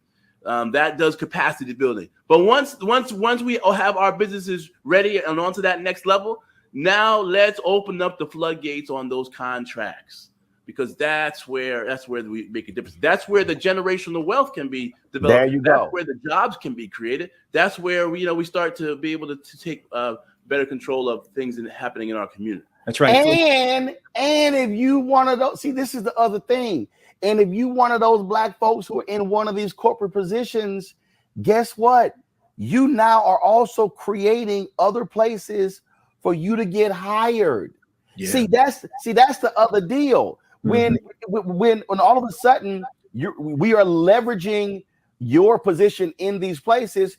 If you decide to retire at 55 or 58, and guess what? You're not the CEO or the CEO of the company, but guess what? You may transition to this black-owned company that's right, doing 100 million, 200, 300 million in revenue, and you now can grow that company. So now there's a place for you to land. Right now, and this is pre-COVID, I said it, you got 2.6 million black-owned businesses in America, 2.5 million got one employee. That's right. So it's really only 95% of all black-owned businesses doing less 5 million revenue or less. So the part of the problem is, and y'all talk about David Stewart, Kathy Hughes, Bob Johnson was at BET. The reality is those are unicorns for black people, because the fact of the matter is we have few black businesses with capacity. And so these black faces in these white places have an opportunity to, drive those contracts in dollars and revenue. And now all of a sudden you're building black capacity, which could be very well the places that you could transition to run. Yeah, I want to echo and elaborate on this important point. I remember one of my mentors, Bob Blackwell, who at the time was running, I think, the 50th largest black-owned business in the country, Blackwell Consulting Services out of Chicago. But Bob said to me, he said, I don't understand why some of these black corporate executives don't hire me, because I'm the first person they call when they get let go. Come on, go. Boom. And let me tell you something. I want to say this with pride, because of Bob's mentorship and because of his investment, what people perhaps don't know is that Dr. Robinson and I have been business partners for 30 years. We have two other partners, Lawrence and Dallas. We started when we were in college, and we've been together now for 30 years in business. And we now run, last time Black Enterprise ran their top 100, we sat at number 92 on the list. Number 90, and we're moving up. Let me tell you right now, we're moving up. They got to put that next one out. We'll probably be around 70 or 60 or so. But my point is this, is we started early because the seeds of entrepreneurship were planted in us at a very young age. And so the other piece of the mindset of the corporate executive who's missing the opportunity to invest in Black businesses needs to be juxtaposed against the message to our young people that you can and should consider entrepreneurship as your path. Interestingly, the number one predictor of whether you will own a business is not your race, your income, your education, your geography, or your nationality. It's if your parents owned a business. There you go. And so not only is wealth, can it be intergenerational? The mindset of an entrepreneur is intergenerational. The more entrepreneurs we create, the more entrepreneurs we will create, because that's the greatest predictor of being an entrepreneur and a business owner. And that's how we create more wealth. Yeah. And it's just, this is it's amazing. You know, we keep going back to, both of you have used this, I've used this, and it is the word that too many people really just ignore. It is mindset. Mm-hmm. It is mindset. And again, I am not saying, I will never say that the people the Black folks who are on the air at ABC, Robin Roberts, Michael Strahan, if you talk about Joanne Reed, Tiffany Cross, Rashida Jones is a president of MSNBC. I've as a three-time board member of NABJ, life member, now in the Hall of Fame, I've been pushing for us to be in those spaces, while at the same time saying we got to have a strong, robust Black-owned media. Right. Two things can be happening at the same time. Because here's the reality. You talk about those folks, calling Bob, but look, here's the deal. Some of those same folk have told me, damn, Ro, you get to say some stuff I can't. Yeah. The thing is, I don't have to go ask somebody else for permission. Can I go cover this story? Because I own the company. That's right. I don't ask anybody. And so the thing is, I think that there has to be this mindset of, yes, if I am in a corporate position, and I know for a fact that we are hiring people externally. Look at what the brother Ed Koch tried to do when it came to the law firms, trying to force them to diversify. And he was like, no, we're going to tie it to the money. And see, this is where, again, leadership comes in. If you do not tie changes to your practices to their money, to their pocketbook, to their bonuses. Al Newhart did it with USA Today and Gannett when he said, we're going to be the leading company in America when it comes to diversity. And he said, and if some of y'all got a problem with me tying your bonuses to diversity, you can leave the company. Yes, that's leadership. That's how Gannett came. And if he had middle managers who were blocking it, they got replaced. And Gannett, and here's what happened. When Gannett did that, all of a sudden, Knight Ridder, Cox, and the other media companies like, well, damn, we're going to have to do the same thing because we're about to lose our Black and brown talent.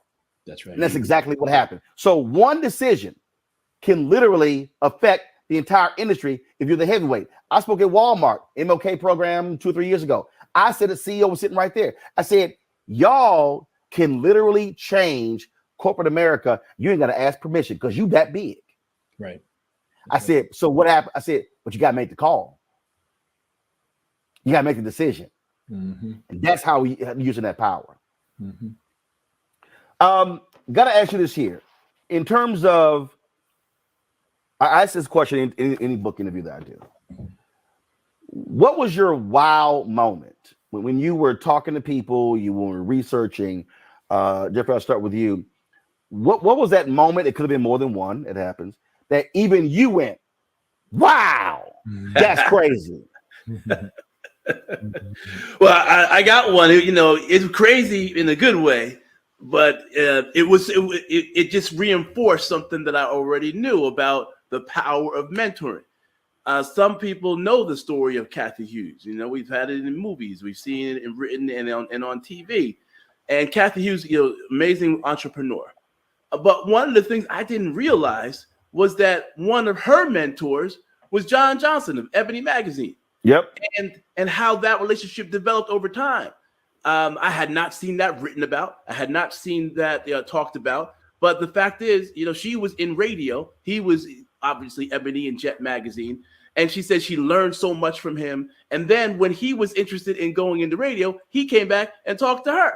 And so it talked about how in our community, we need to make sure that this mentoring is going on, because the power of having a John Johnson talk to you and give you advice while you're developing your own empire is amazing. And she said, frankly, she learned some things about what not to do. She talked to us about how she wanted to make sure that she, as she passed on the business to the next generation, that it would have a long-lasting legacy, that it would move and change with the times. And again, we sort of know the story of Ebony and Jet, even though it's being reborn, that some of it has to do with not changing with the times. The business has to keep up with the technology. Mm-hmm. So that to me was a fantastic example of one of the themes that we talk about in the book. How to maximize mentoring.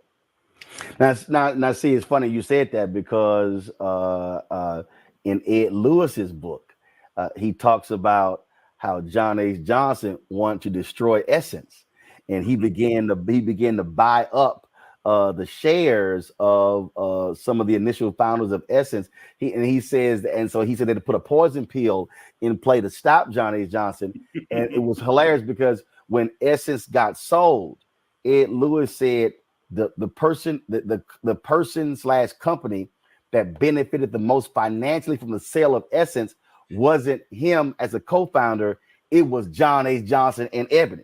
So, How about that? so I think John H. Johnson was mentoring Kathy because she wasn't in magazines. Well, that may be true. Well, I can continue the theme, because my wow moment piggybacks off this Black-owned media theme. We interviewed Kathy, and we also interviewed Bob Johnson, founder of BET. And I think we're the first book to tell the story that at one point, and you're probably aware of this, Roland, that at one point BET and Radio One attempted a merger. Yeah, you're the second book. Brett Pulley's book, the $1 billion bet, authorized biography of BET, talked about it. But go ahead. There you go. So it was not a story that I was familiar with, and we're proud to tell it. And to tell the story, I mean, they had all the legal paperwork drawn up. They were ready to consummate this deal that would have been, at its time, an unprecedented coming together of two Black-owned media companies that would have had advertisers standing at their doorstep, because they would have had television and radio covered for the Black community. And in their words, not ours, this deal fell apart because of egos. Boom.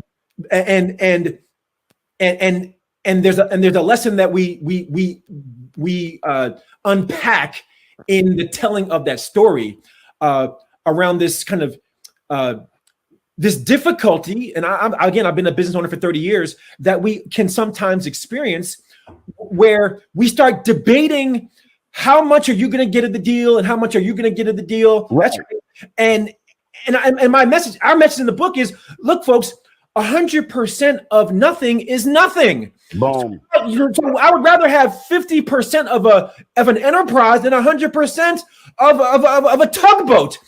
So we say, cast aside the pettiness and the posturing and the politics and the personalities, and see the bigger picture.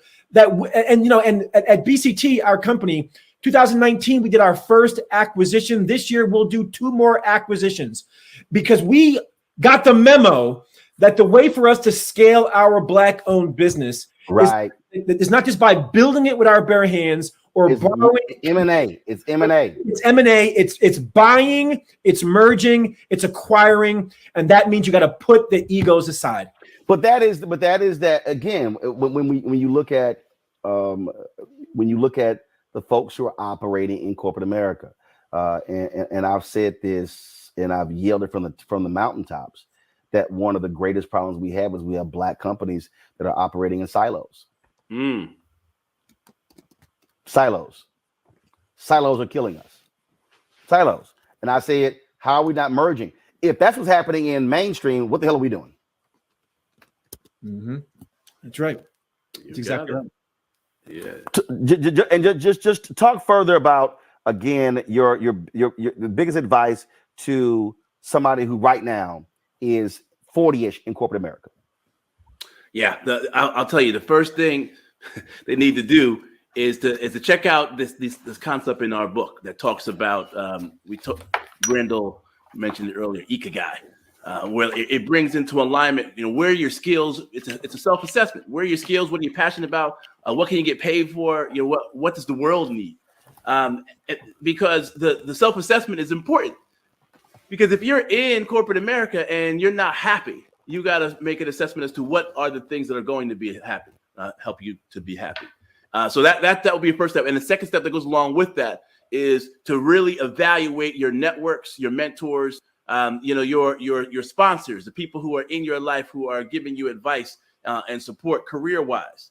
No matter what your path is going forward, whether you pivot out of corporate America, whether you stay within it, you're going to need to have robust networks and fantastic mentors and sponsors who are helping you guide your way. So those are things you've got to do if you're in that 40th category in the middle of your career. What do you also say? Okay, so what do you say to that person who is? Matter of fact, I'm just gonna give you a real life example. No, I'm gonna get you your perspective first, then I'm gonna give you my example. To that person where the company has come to them and they've basically said, it's time for you to go. You've gone as high as you can go. Oh, let me start on that one there. Because if they told you that, and it's sort of the handwriting's on the wall and it's time to go, there's some packages you're going to get, right? You need to think about what you're going to do with that money.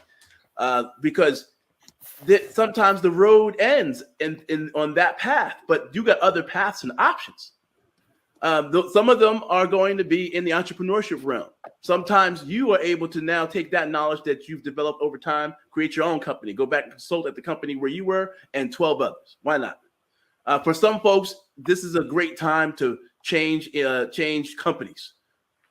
Changing companies is not as hard as it used to be, especially when there are companies who are trying to diversify and they're looking for people who have your gifts and talents. Be willing to make a move. Now, for some of us, that means a geographical move too, which is sometimes a challenge because you get all these things happening and going on. But how do you evaluate those other opportunities? So, this is one of those times. You said it earlier, where these are possibilities. And please, again, do not discount the pivot into areas that will bring you joy. And will bring you some relief from some of the stress, where you have some more meaning, and that may be in the nonprofit, in the social sector. It may be in education. It may be in entrepreneurship, in your own business. Randall, that's invaluable. You can't live without that kind of stuff. Yep, Randall. I would say what we talked about earlier, which is, you should seriously consider the path of entrepreneurship. The unfortunate reality is, the longer you've been in corporate, it sucks the entrepreneurial life out of you. And, you get comfortable, you're risk averse, you're accustomed to structure and process, and ambiguity scare the living daylights out of you. But I say entrepreneurship, or rather the entrepreneur's mindset, is the defining mindset of the 21st century. If you have not yet cultivated the ability to figure out how to create and define your own path, you have to begin to develop that muscle, because you cannot be dependent on somebody else to offer you a job and a paycheck.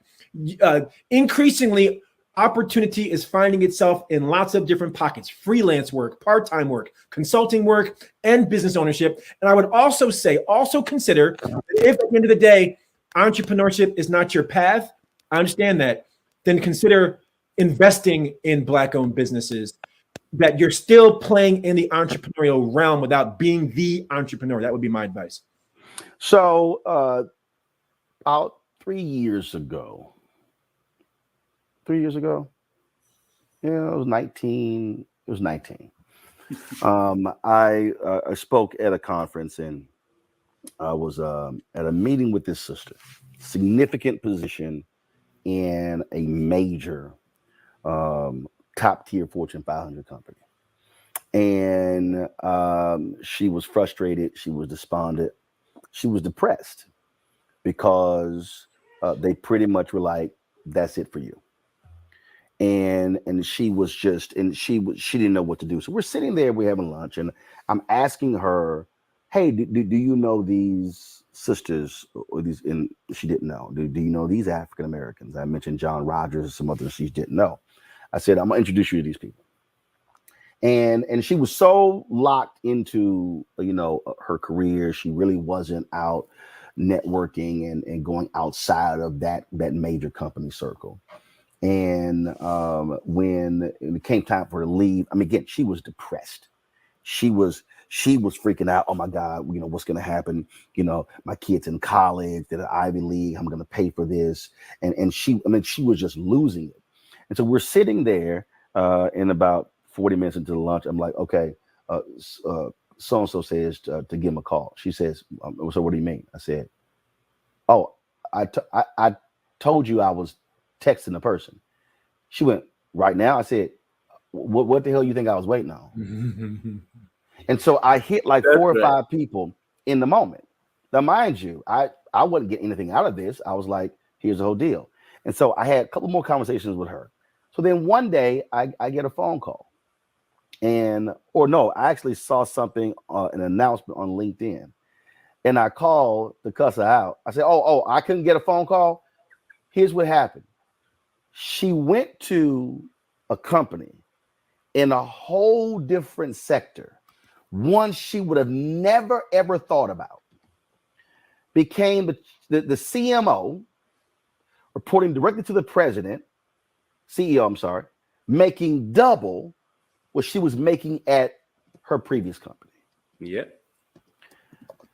What I explained to her was you were selling yourself short. She kept thinking I should only rise within this company. Mm-hmm. I said, when you got to understand, boo, it's a whole bunch of companies out there. Mm-hmm.